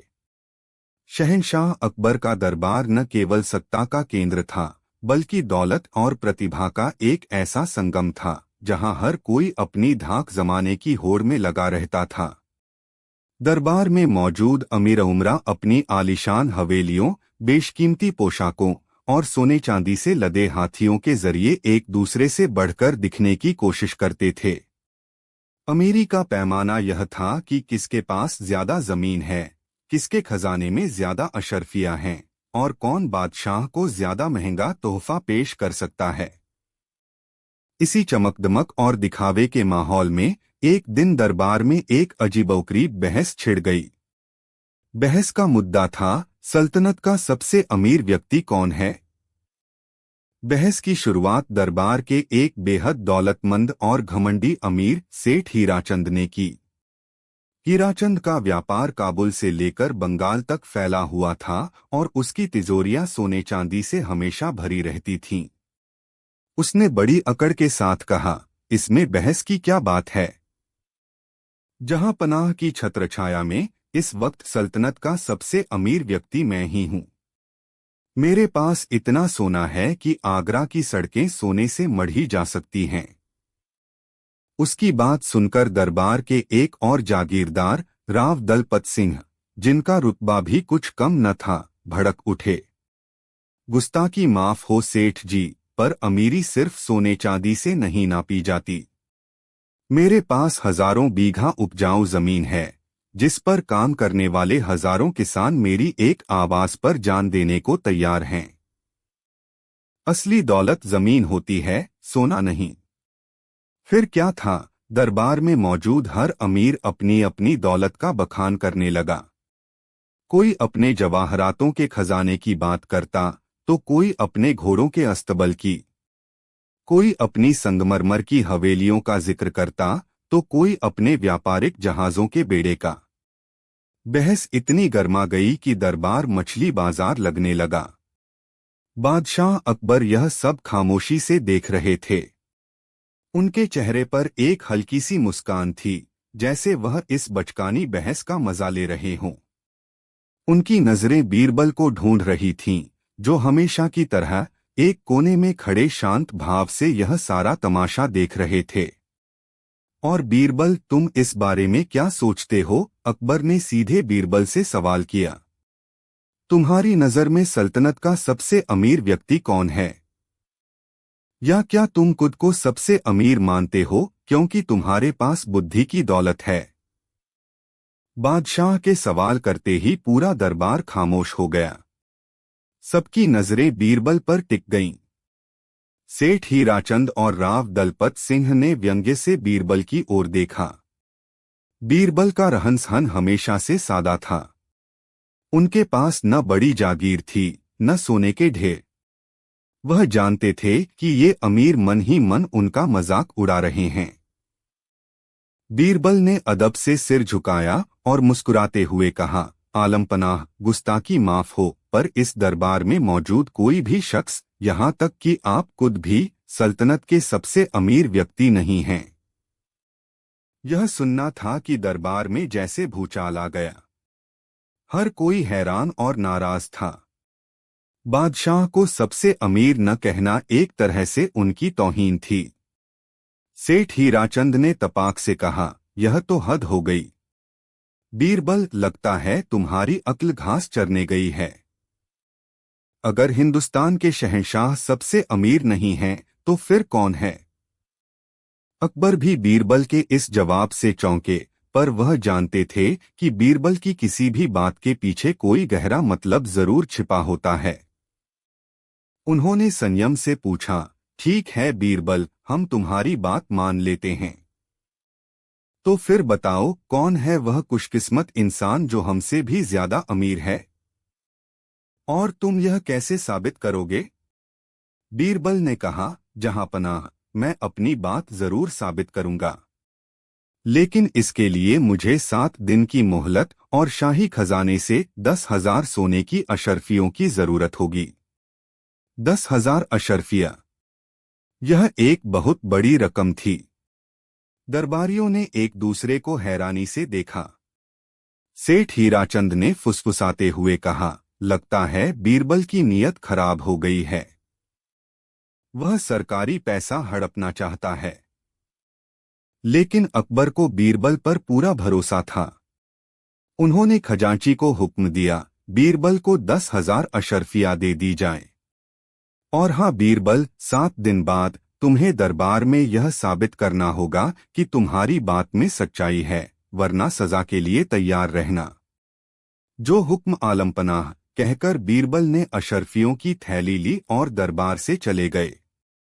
अगले 7 दिनों तक आगरा शहर में एक अजीब हलचल मच गई। बीरबल ने उन 10,000 अशर्फियों से अपनी अमीरी नहीं दिखाई। उन्होंने कुछ और ही किया। पहले दिन उन्होंने शहर के सबसे करीब मोहल्ले में खबर भिजवाई कि जिस किसी भी परिवार में बेटी की शादी पैसे की कमी की वजह से रुकी हुई है, वह उनसे आकर मिले। देखते ही देखते उनके घर के बाहर लंबी कतार लग गई। बीरबल ने हर एक जरूरतमंद पिता को उसकी बेटी की शादी के लिए खुशी खुशी 100-100 अशर्फिया दी। उन पिताओं की आंखों में आंसू थे और जुबान पर बीरबल के लिए दुआएं। दूसरे दिन बीरबल उन किसानों के पास पहुंचे जिनकी फसलें सूखे या बाढ़ की वजह से बर्बाद हो गई थीं और जो सेठों के कर्ज के बोझ तले दबे हुए थे। बीरबल ने अपनी अशर्फियों से उन सभी किसानों का कर्ज चुका दिया और उन्हें नए बीज खरीदने के लिए भी मदद दी। उन किसानों ने जमीन पर झुककर बीरबल को सलाम किया, जैसे वह कोई देवता हो। तीसरे दिन उन्होंने एक पुरानी टूटी फूटी धर्मशाला को फिर से बनवाने का काम शुरू करवाया, ताकि शहर में आने वाले मुसाफिरों और बेसहारों को सिर छिपाने की जगह मिल सके। चौथे दिन उन्होंने शहर के सबसे काबिल हकीम को बुलवाया और एक मुफ्त दवाखाना खुलवाया, जहां गरीबों का मुफ्त में इलाज हो सके। पांचवें दिन उन्होंने शहर के अनाथ बच्चों के लिए एक पाठशाला की नींव रखी और उनके खाने पीने और पढ़ने लिखने का पूरा इंतजाम किया। छठे दिन उन्होंने शहर के बाहर एक बड़ा कुआं खुदवाना शुरू किया, ताकि उस इलाके के लोगों को पानी के लिए मीलों दूर न जाना पड़े। सातवें दिन बची खुची अशर्फियों से उन्होंने शहर के सभी भूखे और लाचार लोगों के लिए एक विशाल भंडारे का आयोजन किया। बीरबल के इन कामों की खबर पूरे आगरा में आग की तरह फैल गई। लोग हैरान थे कि बादशाह का यह वजीर अपनी दौलत से खुद के लिए कुछ करने के बजाय सब कुछ दूसरों पर क्यों लुटा रहा है। वहीं सेठ हीराचंद और उसके जैसे दूसरे अमीर मन ही मन खुश हो रहे थे। उन्हें लग रहा था कि बीरबल ने सारी अशर्फिया बर्बाद कर दी हैं और अब दरबार में उसकी भयंकर बेइज्जती होगी। 8वें दिन दरबार खचाखच भरा हुआ था।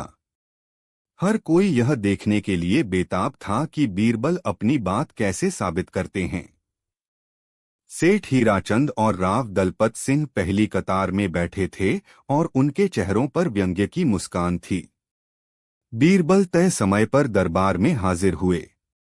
उनके हाथ काली थे। अकबर ने अपने तख्त से गरजकर पूछा, बीरबल, 7 दिन पूरे हो गए, हमारी 10,000 अशर्फिया कहाँ है? और कहाँ है वह शख्स जो हमसे भी ज्यादा अमीर है? आज या तो तुम अपनी बात साबित करो या सजा भुगतो। बीरबल ने सिर झुकाकर कहा, आलमपना, मैंने आपकी दी हुई सारी अशर्फियां खर्च कर दी हैं। और जहां तक सल्तनत के सबसे अमीर व्यक्ति की बात है, तो मैं उसे दरबार में पेश करने के लिए ही आपकी इजाजत लेने आया हूं। इजाजत है, अकबर ने कहा। बीरबल ने ऊंची आवाज में दरबार के बाहर खड़े अपने एक सेवक को इशारा किया, उस इंसान को अंदर लाया जाए। दरवाजे खुले और दरबारियों ने जो देखा, उसे देखकर उनकी आंखें फटी की फटी रह गईं। अंदर कोई राजा महाराजा या अमीर सेठ नहीं, बल्कि एक बेहद बूढ़ा, कमजोर और करीब लकड़हारा हुआ। उसके कपड़े फटे पुराने थे, पैरों में टूटी हुई चप्पलें थीं और चेहरे पर हजारों झुर्रियां थीं। वह दरबार की शानो शौकत देखकर इतना डर गया था कि उसके पैर कांप रहे थे। उसे देखते ही सेठ हीराचंद जोर से हंसा। हाँ हाँ हाँ, तो यह है बीरबल का सबसे अमीर आदमी। अरे बीरबल, लगता है तुम्हारा दिमाग सच में खराब हो गया है। इस कंगले के पास तो शायद 2 वक्त की रोटी के भी पैसे नहीं होंगे। पूरा दरबार हंसी से गूंज उठा। बादशाह अकबर भी हैरान और थोड़े नाराज थे। उन्हें लगा कि बीरबल उनका मजाक उड़ा रहा है। बीरबल, यह क्या बेहूदगी है? तुम हमारी और पूरे दरबार की तौहीन कर रहे हो। बीरबल ने हाथ जोड़कर कहा, एक पल के लिए सब्र करें जहांपना। पहले इस शख्स की कहानी सुन लें। इसका नाम धनिया है। यह शहर के बाहर जंगल से लकड़ियां काटकर और उन्हें बाजार में बेचकर अपना गुजारा करता है। फिर बीरबल उस लकड़हारे की ओर मुड़े और नरमी से पूछा, धनिया काका, डरो मत। बस बादशाह सलामत के सवालों का सच सच जवाब दो। यह बताओ, तुम दिन भर में कितना कमा लेते हो? धनिया ने कांपती आवाज में कहा, हुजूर, रोज के 4 आने। 4 आने? सेठ हीराचंद फिर हंसा। मेरे तो 1 घंटे में इससे हजारों गुना ज्यादा कमाते हैं। बीरबल ने उसकी बात को अनसुना करते हुए धनिया से अगला सवाल किया, और तुम इन 4 आनों का क्या करते हो, धनिया काका? धनिया ने थोड़ा सहज होते हुए जवाब दिया, सरकार, 1 आने से मैं अपना पेट भरता हूँ। ठीक है, बीरबल ने कहा। और बाकी के 3 आने? धनिया ने जवाब दिया, 1 आना मैं कुएं में फेंक देता हूँ। दरबार में कानाफूसी शुरू हो गई। यह कैसी बेवकूफी है? बीरबल ने अगला सवाल पूछा, और तीसरा आना? धनिया ने कहा, तीसरा आना मैं कर्ज चुकाने में खर्च करता हूँ। अब दरबारी और भी हैरान थे। इस गरीब को भला कौन कर्ज देगा? और आखिरी चौथा आना? बीरबल ने पूछा। धनिया के चेहरे पर एक प्यारी सी मुस्कान आ गई। उसने कहा, और चौथा आना, सरकार, मैं कर्ज देता हूँ। अब तो हद हो गई। दरबारियों के लिए यह पहेली समझना नामुमकिन हो गया था। बादशाह अकबर भी उलझन में थे। उन्होंने धनिया से सीधे पूछा, तुम्हारी इन बातों का क्या मतलब है, साफ साफ बताओ। धनिया ने हाथ जोड़कर समझाया, मालिक, जो 1 आना मैं खुद पर खर्च करता हूँ, वो तो मेरा गुजारा है। जो दूसरा आना मैं कुएं में फेंकता हूँ, उसका मतलब है कि मैं उसे धर्म पुण्य के काम में लगाता हूँ। किसी भूखे को रोटी खिला दी, किसी प्यासे को पानी पिला दिया। यह ऐसा है जैसे कुएं में पानी डालना, जिसका फल ऊपर वाला देता है। जो तीसरा आना मैं कर्ज चुकाता हूँ, उसका मतलब है कि मैं उसे अपने बूढ़े माँ बाप पर खर्च करता हूँ। उन्होंने मुझे पाल पोस कर बड़ा किया, मुझ पर कर्ज किया। उनका यह कर्ज मुझ पर है जिसे मैं चुका रहा हूं। और जो चौथा आना मैं कर्ज देता हूं, उसका मतलब है कि मैं उसे अपने छोटे छोटे बच्चों की परवरिश और तालीम पर कर्ज करता हूं। यह मैं उन्हें कर्ज दे रहा हूं ताकि जब मैं बूढ़ा हो जाऊं तो वे मेरी देखभाल करके इस कर्ज को चुका सकें। धनिया की बात खत्म होते ही पूरे दरबार में एक गहरा सन्नाटा छा गया। सेठ हीराचंद की हंसी गायब हो चुकी थी। राव दलपत सिंह का सिर शर्म से झुक गया था। हर दरबारी के चेहरे पर आश्चर्य और सम्मान का मिलाजुला भाव था। एक करीब लकड़हारे ने अमीरी और जिंदगी का ऐसा फलसफा बयान किया था जो उन्होंने अपनी मोटी मोटी किताबों में भी नहीं पढ़ा था। अब बीरबल बादशाह की ओर मुड़े। आलम पनाह, अब आप ही फैसला करें। एक तरफ सेठ हीराचंद जैसे अमीर हैं जिनके पास सोने के पहाड़ हैं, लेकिन उनकी दौलत तिजोरियों में बंद है। वह दौलत न किसी करीब का पेट भरती है, न किसी बीमार का इलाज करती है, न किसी बच्चे को पढ़ाती है। वह सिर्फ उनके घमंड को बढ़ाती है। जब वे मरेंगे तो यह सारी दौलत यहीं रह जाएगी। लोग उन्हें सिर्फ एक कंजूस सेठ के रूप में याद रखेंगे। और दूसरी तरफ यह धनिया है। इसके पास सिर्फ 4 आने हैं, लेकिन यह अपनी छोटी सी कमाई से अपना फर्ज भी निभाता है, धर्म भी करता है, माँ बाप की सेवा करके कर्ज भी चुकाता है और बच्चों को पालकर भविष्य में भी निवेश करता है।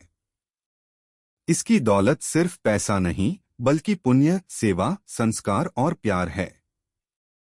जब यह मरेगा तो अपने पीछे अच्छे कर्मों और दुआओं का एक ऐसा खजाना छोड़कर जाएगा जो सेठ हीराचंद के सोने के पहाड़ों से कहीं ज्यादा कीमती है। बीरबल ने अपनी आवाज बुलंद करते हुए कहा, आलम पनाह, असली अमीरी सोने चांदी या जमीन जायदाद में नहीं होती। असली अमीरी दिल की होती है। असली अमीर वह नहीं जो सबसे ज्यादा जमा करता है, बल्कि वह है जो अपनी जरूरतों को पूरा करने के बाद दूसरों की मदद के लिए अपना हाथ बढ़ाता है। धनिया रोज अपनी कमाई का 75% हिस्सा दूसरों के लिए खर्च कर देता है। क्या इस दरबार में कोई ऐसा अमीर है जो अपनी दौलत का इतना बड़ा हिस्सा रोज दान करता हो? पूरा दरबार खामोश था। किसी के पास कोई जवाब नहीं था। और जहां तक मेरी बात है, बीरबल ने अंत में कहा, मैंने आपकी दी हुई 10,000 अशर्फियां उन कामों में खर्च की जिनसे हजारों लोगों की जिंदगियां संवर गईं। मैंने उन अशर्फियों को तिजोरी में बंद नहीं किया, बल्कि उन्हें दुआओं में बदल दिया। मैंने उन पैसों से ऐसा बैंक खोला है जिसका मुनाफा मुझे इस दुनिया में भी मिलेगा और ऊपर वाले के दरबार में भी। बताइए जहांपनाह, क्या मेरा यह सौदा घाटे का है? बादशाह अकबर अपनी गद्दी से उठ खड़े हुए। उनकी आंखों में आंसू थे और चेहरे पर एक गहरी समझ और संतोष का भाव। वह बीरबल के पास आए और उन्हें गले लगा लिया। बीरबल, आज तुमने हमारी आंखें खोल दी। तुमने सिर्फ अमीरी का सही मतलब नहीं बताया, बल्कि हमें एक बादशाह होने का असली फर्ज भी याद दिलाया है। दौलत जमा करना बादशाहत नहीं, दौलत को अपनी प्रजा की भलाई में लगाना ही असली बादशाहत है। उन्होंने धनिया को अपने पास बुलाया, उसे सोने की अशर्फियों से भरी एक थैली इनाम में दी और उसे दरबार में एक सम्मानित पद दिया। फिर उन्होंने पूरे दरबार को संबोधित करते हुए ऐलान किया, आज से मुगल सल्तनत में अमीरी का पैमाना सोने चांदी से नहीं, बल्कि दान और पुण्य से नापा जाएगा। जो अमीर अपनी दौलत का सबसे ज्यादा हिस्सा गरीबों और जरूरतमंदों पर खर्च करेगा, वही सल्तनत का सबसे बड़ा और सम्मानित अमीर कहलाएगा। उस दिन के बाद दरबार का माहौल बदल गया। अमीरों में अब दिखावे की नहीं, बल्कि भलाई के कामों में एक दूसरे से आगे निकलने की होड़ लग गई। और आगरा शहर में हर कोई यह कहते सुना जाता था कि असली अमीरी क्या होती है, यह सिर्फ एक ही इंसान जानता है, और वह है बीरबल। निश्चित रूप से प्रस्तुत है एक विस्तृत कहानी, बीरबल और वो लड़की जो सपनों को पकड़ती थी बिना किसी भाग या बिंदुओं के, एक सीधे प्रवाह में। बीरबल और वो लड़की जो सपनों को पकड़ती थी। उस साल आगरा में वसंत कुछ जल्दी आ गया था। यमुना के किनारे लगे अमलतास के पेड़ों पर सोने जैसी पीली लड़ियां झूल रही थीं और शाही बागों में गुलाब की महक ऐसी फैली थी जैसे किसी ने हवा में इत्र घोल दिया हो। लेकिन मुगल सल्तनत की इस खूबसूरत राजधानी के दिल में एक अजीब सा खौफ और बेचैनी का माहौल था। यह खौफ किसी बाहरी दुश्मन का नहीं, बल्कि एक अनदेखे अनसुने दुश्मन का था, जो रातों के अंधेरे में लोगों के सबसे सुरक्षित किले यानी उनके सपनों पर हमला कर रहा था। कहानी की शुरुआत हुई शहर के एक मामूली से सिपाही से। एक सुबह वह उठा तो उसका चेहरा खौफ से सफेद था। उसने हकलाते हुए अपनी बीवी को बताया कि रात उसने सपने में देखा कि शहर की बड़ी मस्जिद का गुंबद उस पर आ गिरा है। ठीक उसी दिन जब वह पहरे पर तैनात था, गुंबद का एक छोटा सा प्लास्टर का टुकड़ा टूटकर उसके सिर के पास गिरा। चोट मामूली थी, पर सपना सच हो गया था। इसके बाद तो जैसे सपनों के सच होने का सिलसिला ही चल पड़ा। एक बनिए ने सपने में देखा कि उसकी दुकान में आग लग गई है, और अगले ही हफ्ते शमादान गिरने से सच में उसकी दुकान में आग लग गई। एक अमीर सौदागर ने ख्वाब देखा कि यमुना में उसका जहाज डूब गया है, और कुछ ही दिनों बाद खबर आई कि बाढ़ की वजह से उसका माल से लदा जहाज सच में डूब गया। यह खबरें धीरे धीरे पूरे आगरा में फैल गईं। पहले तो लोगों ने इसे इत्तेफाक माना, लेकिन जब ऐसी घटनाएं बढ़ने लगीं तो लोगों का डर यकीन में बदलने लगा। एक वहम ने जन्म लिया कि शहर में कोई ऐसी ताकत आ गई है जो लोगों के सपनों को चुराकर उन्हें हकीकत में बदल रही है। डर इतना बढ़ गया कि लोग रात को सोने से डरने लगे। हर कोई इस खौफ में सोता कि कहीं वह कोई बुरा सपना न देख ले जो अगले दिन उसकी जिंदगी की तबाही का सबब बन जाए। शहर की रौनक, जो कभी रात भर जागी रहती थी, अब सूरज ढलते ही एक अजीब सी खामोशी में डूब जाती। यह मामला जब शहंशाह अकबर के कानों तक पहुंचा तो वह भी चिंतित हो उठे। एक बादशाह अपनी प्रजा को तलवारों और तोपों से तो बचा सकता था, लेकिन सपनों के हमलावर से कैसे बचाता? उन्होंने अपने दरबार में इस मसले पर चर्चा की। हर किसी के पास अपनी अपनी दलीलें थीं। कुछ का मानना था कि यह खुदा का कहर है, कुछ इसे किसी तांत्रिक या चुड़ैल का किया कराया बता रहे थे, और कुछ इसे सिर्फ लोगों का वहम कहकर खारिज कर रहे थे। हमेशा की तरह अकबर की नजरें अपने सबसे होशियार नवरत्न बीरबल पर जाकर टिकीं। बीरबल, जो अब तक खामोशी से सब सुन रहे थे, जानते थे कि मामला जितना दिख रहा है उससे कहीं ज्यादा गहरा है। वह वहम या जादूटोने पर यकीन नहीं करते थे। उनकी पैनी बुद्धि कह रही थी कि इन सपनों के सच होने के पीछे जरूर कोई इंसानी हाथ और एक बहुत ही शातिर दिमाग काम कर रहा है। आलमपना, बीरबल ने कहा, तलवार से ज्यादा धार दिमाग में होती है, और डर से बड़ा कोई दुश्मन नहीं। अगर हमें अपनी प्रजा को इस खौफ से आजाद कराना है तो हमें उस शख्स को ढूंढना होगा जो इन सपनों के धागों को पकड़कर अपनी कठपुतलियां नचा रहा है। अकबर ने यह जिम्मेदारी बीरबल को सौंप दी। तुम्हारे पास 1 महीने का वक्त है, बीरबल। इस रहस्य की तह तक पहुंचो और आगरा को इस ख्वाबों के खौफ से निजात दिलाओ। बीरबल का मिशन शुरू हो चुका था। उन्होंने अपने जासूसों को काम पर नहीं लगाया, क्योंकि यह मामला तलवार या जासूसी का नहीं, बल्कि इंसानी मनोविज्ञान को समझने का था। उन्होंने एक आम इंसान का भेष बदला और उन लोगों से मिलना जुलना शुरू किया जिनके सपने सच हुए थे। वह घंटों उनकी बातें सुनते, उनके रहन-सहन, उनके दोस्तों, उनके दुश्मनों, हर छोटी छोटी बात पर गौर करते। कई हफ्तों की जांच पड़ताल के बाद बीरबल ने एक अजीब सी बात नोट की। जिन लोगों के भी बुरे सपने सच हुए थे, उनमें एक चीज समान थी, वे सभी लोग सपना देखने से 1 या 2 दिन पहले शहर के पुराने हिस्से में मौजूद नीली हवेली के पास किसी न किसी काम से जरूर गए थे। नीली हवेली आगरा की सबसे पुरानी और रहस्यमयी इमारतों में से एक थी। कहते थे कि यह सदियों पहले किसी ईरानी सौदागर ने बनवाई थी और अब उसमें कोई नहीं रहता था। लोग उसे भुतहा मानते थे और दिन में भी उसके पास से गुजरने से डरते थे।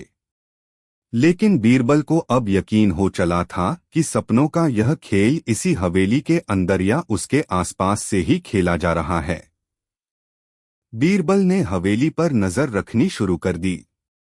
दिन में वहां कोई हलचल नहीं होती थी, पर रात होते ही एक अजीब चीज होती। हवेली की सबसे ऊपरी मंजिल के झरोखे से, जहां से पूरा शहर नजर आता था, एक टिमटिमाती हुई रोशनी दिखाई देती, जैसे कोई लालटेन लेकर वहां घूम रहा हो। एक रात बीरबल ने हिम्मत करके हवेली के अंदर जाने का फैसला किया। वह एक माहिर नकाबपोश की तरह अंधेरे का फायदा उठाकर हवेली की टूटी हुई दीवार से अंदर दाखिल हो गए। अंदर घना अंधेरा और मकड़ी के जालों का साम्राज्य था। चमगादड़ों की फड़फड़ाहट और हवा की सायसाय की आवाज किसी के भी दिल में खौफ पैदा कर सकती थी, पर बीरबल का दिमाग सिर्फ उस रहस्य को सुलझाने में लगा था। वह सीढ़ियों से ऊपर की मंजिल की तरफ बढ़े। जैसे जैसे वह ऊपर जा रहे थे, उन्हें कुछ फुसफुसाने की आवाजें सुनाई देने लगीं। जब वह सबसे ऊपरी कमरे के दरवाजे पर पहुंचे, तो उन्होंने जो देखा वह उनकी कल्पना से भी परे था। कमरा मोमबत्तियों और लालटेनों की रोशनी से जगमगा रहा था। दीवारों पर कागज के बड़े बड़े टुकड़े चिपके थे, जिन पर आगरा शहर का नक्शा बना हुआ था। नक्शे पर कई जगहों पर निशान लगे हुए थे। कमरे के बीच में एक लड़की बैठी थी, जिसकी उम्र 17-18 साल से ज्यादा नहीं होगी। उसकी आंखें बड़ी और गहरी थीं, जैसे उनमें कायनात के सारे राज छुपे हों। उसने साधारण कपड़े पहन रखे थे, पर उसके चेहरे पर एक असाधारण बुद्धिमत्ता और एकाग्रता का भाव था। उसके सामने एक अजीब सी चीज रखी थी। यह लकड़ी और पीतल से बना एक यंत्र था, जिसमें कई तरह के शीशे और लेंस लगे हुए थे। वह लड़की एक लेंस से झरोखे के बाहर झांक रही थी और फिर नक्शे पर कुछ लिख रही थी। उसके आसपास कई छोटी छोटी पर्चियां पड़ी थीं, जिन पर लोगों के नाम और उनके बारे में कुछ जानकारी लिखी थी। बीरबल समझ गए कि यह कोई जादूगरनी या चुड़ैल नहीं, बल्कि कोई बहुत ही होशियार और असाधारण लड़की है। वह दरवाजे पर ही खड़े रहे और उसे देखते रहे। लड़की को शायद किसी के होने का एहसास हो गया था। उसने अचानक घूमकर दरवाजे की तरफ देखा। एक पल के लिए उसकी आंखों में डर चमका, लेकिन अगले ही पल उसने खुद को संभाल लिया। उसकी आंखों में अब डर नहीं, बल्कि एक चुनौती का भाव था। कौन हो तुम? उसकी आवाज शांत लेकिन दृढ़ थी। मेरा नाम बीरबल है, बीरबल ने आगे बढ़ते हुए कहा। और मैं यह जानने आया हूं कि सपनों को पकड़ने वाली यह लड़की कौन है। लड़की की आंखों में हैरानी की एक लहर दौड़ी। उसने बीरबल का नाम सुन रखा था। उसने कहा, मेरा नाम ज़ारा है और मैं सपनों को पकड़ती नहीं, उन्हें पढ़ती हूं। अब हैरान होने की बारी बीरबल की थी। पढ़ती हो? इसका क्या मतलब? ज़ारा ने एक गहरी सांस ली, जैसे वह कोई बहुत पुराना राज बताने जा रही हो। मेरे वालिद ईरान के एक बहुत बड़े ज्योतिषी और खगोलशास्त्री थे। उन्होंने मुझे सितारों और इंसानी दिमाग के रिश्तों के बारे में सिखाया था। वह कहते थे कि इंसान के सपने बेवजह नहीं होते। वे उसके दिन भर के डर, उसकी इच्छाओं, उसकी चिंताओं और उसके आसपास के माहौल का आईना होते हैं। अगर तुम किसी इंसान को और उसके हालात को अच्छी तरह समझ लो, तो तुम अंदाजा लगा सकते हो कि वह किस तरह का सपना देख सकता है। उसने अपनी पर्चियों की तरफ इशारा किया। मैं हफ्तों से इन लोगों पर नजर रख रही थी। मैं बाजारों में गलियों में घूमती हूँ, लोगों की बातें सुनती हूँ। वह बनिया जिसकी दुकान में आग लगी, मैं जानती थी कि वह अपनी दुकान में बहुत ज्यादा ज्वलनशील तेल रखता है और क्षमादानों का इस्तेमाल बहुत लापरवाही से करता है। उसका सबसे बड़ा डर यही था कि उसकी दुकान में आग न लग जाए। मैंने बस उस डर को एक सपने का नाम दे दिया। वह सौदागर, उसने आगे बताया, मैंने खुद उसे अपने दोस्तों से यह कहते सुना था कि इस साल यमुना में बाढ़ का खतरा है और उसे डर है कि उसका जहाज डूब सकता है। उसका डर ही उसका सपना बना। और वह सिपाही, जारा ने मुस्कुराते हुए कहा, मैंने खुद देखा था कि मस्जिद के गुंबद का प्लास्टर कमजोर हो रहा था और वह सिपाही हमेशा उसी के नीचे खड़ा होता था। यह सिर्फ वक्त की बात थी कि कब कोई टुकड़ा गिरेगा। बीरबल मंत्रमुग्ध होकर सुन रहे थे। यह लड़की जादू नहीं, बल्कि मनोविज्ञान, अवलोकन और तर्क का इस्तेमाल कर रही थी। वह लोगों के अवचेतन मन में छुपे डर को पढ़ लेती थी। लेकिन तुम यह सब करती क्यों हो? बीरबल ने पूछा। और यह खबर लोगों तक कैसे पहुंचती थी कि फलाने ने यह सपना देखा है? अब जारा की आंखों में आंसू आ गए। मेरे वालिद को यहाँ के कुछ अमीर और ताकतवर लोगों ने धोखा दिया था। उन्होंने उनकी सारी दौलत और उनके बनाए हुए सारे यंत्र हड़प लिए और उन्हें झूठे इल्जाम में फंसाकर सल्तनत से बाहर निकलवा दिया। हम दर दर की ठोकरें खाने पर मजबूर हो गए। मेरे वालिद इसी गम में बीमार होकर चल बसे। मरने से पहले उन्होंने मुझसे वादा लिया था कि मैं उनकी बेइज्जती का बदला लूंगी और अपनी बुद्धिमानी से इस शहर को यह दिखा दूंगी कि असली ताकत दौलत में नहीं, इल्म ज्ञान में होती है। मैंने यह सपनों का खेल इसीलिए शुरू किया, उसने सिसकते हुए कहा, ताकि मैं इस शहर के लोगों को, खासकर उन अमीरों को डरा सकूं जो सोचते हैं कि पैसे से सब कुछ खरीदा जा सकता है। मैं उन्हें दिखाना चाहती थी कि एक अकेली, बेसहारा लड़की भी उनके सुख चैन को छीन सकती है। मैं लोगों की बातें सुनती, उनके डर को भांपती और फिर अपने कुछ भरोसेमंद लोगों के जरिए, जो शहर में फेरी वाले या फकीर बनकर घूमते हैं, यह अफवाह फैला देती कि उस शख्स ने रात को एक बुरा सपना देखा है। और जब इत्तेफाक से या मेरे अंदाजे के मुताबिक वह घटना सच हो जाती तो लोगों का डर यकीन में बदल जाता। बीरबल अब पूरी तरह समझ चुके थे। यह एक बेसहारा लेकिन बेहद प्रतिभाशाली लड़की के बदले की कहानी थी, जिसने अपने ज्ञान को एक हथियार बना लिया था। तुमने गलत रास्ता चुना, जारा, बीरबल ने नरमी से कहा। तुम्हारी काबिलियत बदला लेने में नहीं, बल्कि दुनिया को बदलने में काम आनी चाहिए। शहंशाह अकबर काबिल लोगों की बहुत कदर करते हैं।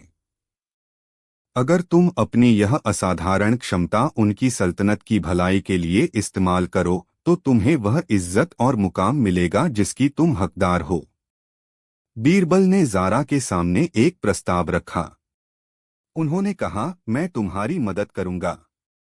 मैं तुम्हें उन लोगों को सजा दिलवाऊंगा जिन्होंने तुम्हारे वालिद के साथ अन्याय किया। लेकिन बदले में तुम्हें यह खौफ का खेल खत्म करना होगा और अपनी ताकत का सही इस्तेमाल करना होगा। जारा ने बीरबल की आंखों में सच्चाई और सम्मान देखा। उसे पहली बार लगा कि कोई है जो उसे और उसकी काबिलियत को समझ रहा है। उसने अपना सिर झुकाकर हामी भर दी। अब बीरबल के सामने दोहरी चुनौती थी। एक, जारा के गुनहगारों को सजा दिलवाना और दूसरा, शहर से सपनों के खौफ को खत्म करना। और यह सब उसे इस तरह करना था कि जारा की पहचान भी राज रहे। उन्होंने अपनी योजना बनाई। अगले दिन दरबार में बीरबल ने ऐलान किया, आलमपनाह, मैंने सपनों के इस रहस्य को सुलझा लिया है। यह किसी भूत प्रेत का नहीं, बल्कि एक बहुत ही शातिर चोरों के गिरोह का काम है। दरबार में सन्नाटा छा गया। बीरबल ने अपनी मनगढ़ंत कहानी सुनाई। यह गिरोह पहले किसी अमीर आदमी को अपना निशाना बनाता है, फिर उसके घर के किसी नौकर को लालच देकर मिला लेता है और उससे घर की सारी कमजोरियों का पता लगा लेता है। जैसे कि सौदागर के जहाज में माल जरूरत से ज्यादा भरा था या बनिए की दुकान में आग लगने का खतरा था।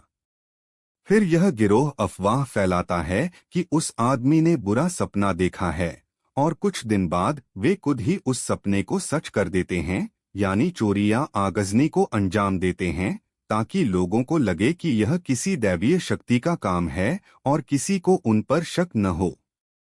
यह सुनकर सभी दरबारी हैरान रह गए।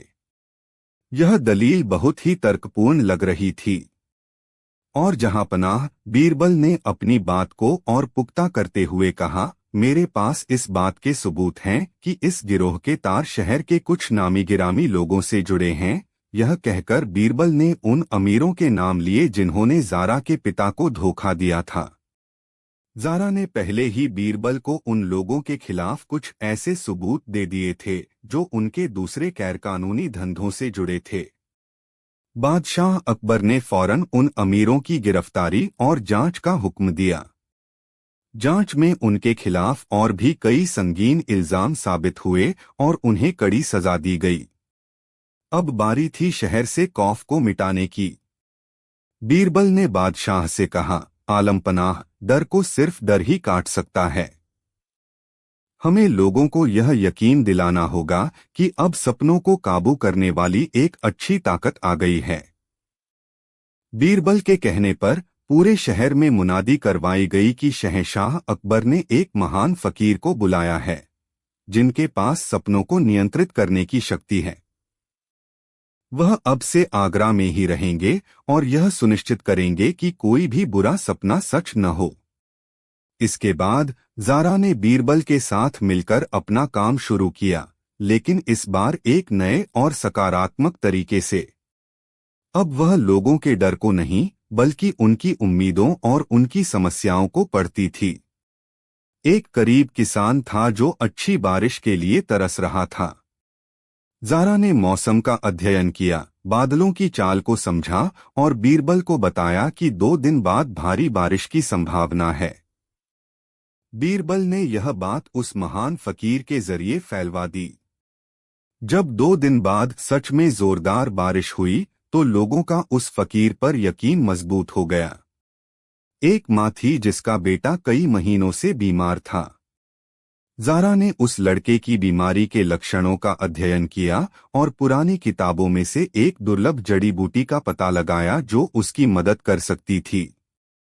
शाही हकीमों के जरिए वह जड़ी बूटी मंगवाई गई और लड़का ठीक हो गया। शहर में खबर फैली कि फकीर ने सपने में देखकर इलाज बताया था। धीरे धीरे ज़ारा अपनी असाधारण अवलोकन क्षमता का इस्तेमाल करके शहर की छोटी भी समस्याओं को सुलझाने में बीरबल की मदद करने लगी। कहीं पानी की कमी का हल ढूंढना, कहीं किसी आने वाली बीमारी की चेतावनी देना, और हर बार इन समाधानों को फकीर के सपनों का नाम दिया गया। कुछ ही महीनों में आगरा का माहौल पूरी तरह बदल गया। बुरे सपनों का खौफ खत्म हो चुका था और उसकी जगह एक उम्मीद और सुरक्षा की भावना ने ले ली थी। लोग अब रात को डरकर नहीं बल्कि यह सोचकर सोते थे कि कोई है जो उनके अच्छे सपनों को सच करने के लिए जाग रहा है। किसी को कभी पता नहीं चला कि नीली हवेली में रहने वाली वह अकेली लड़की ज़ारा ही इन सब के पीछे थी। बीरबल ने उसकी पहचान को हमेशा एक राज बनाए रखा। उसे शाही संरक्षण में एक गुप्त वेधशाला और पुस्तकालय बनवा कर दिया गया जहां वह अपनी रिसर्च जारी रख सके। वह बीरबल की आंखें और कान बन गई जो शहर की नब्ज को समझती थी और आने वाले खतरों को पहले ही भांप लेती थी। एक दिन अकबर ने बीरबल से पूछा, बीरबल, तुम कभी कभी उस सपनों को पकड़ने वाली लड़की का जिक्र करते थे, क्या तुम्हें कभी पता चला कि वह कौन थी? बीरबल ने यमुना के बहते पानी की ओर देखते हुए मुस्कुराकर कहा, आलमपनाह, वह लड़की कोई एक नहीं थी। वह हर उस बेटी में है जिसे अगर मौका मिले तो वह अपनी बुद्धि से सल्तनतें बदल सकती है। वह हर उस इंसान में है जो डर के अंधेरे को चीरकर उम्मीद का सपना देखता है। वह एक कयाल है जहांपना, एक कयाल जो अब इस शहर की हवाओं में हमेशा जिंदा रहेगा। और आगरा में उस दिन के बाद जब भी कोई बच्चा अपनी माँ से पूछता कि सपने क्या होते हैं, तो माँ कहती, सपने वो खूबसूरत धागे होते हैं जिन्हें एक भली लड़की पकड़ती है और उनसे हमारे लिए उम्मीद का एक सुनहरा कल बुनती है।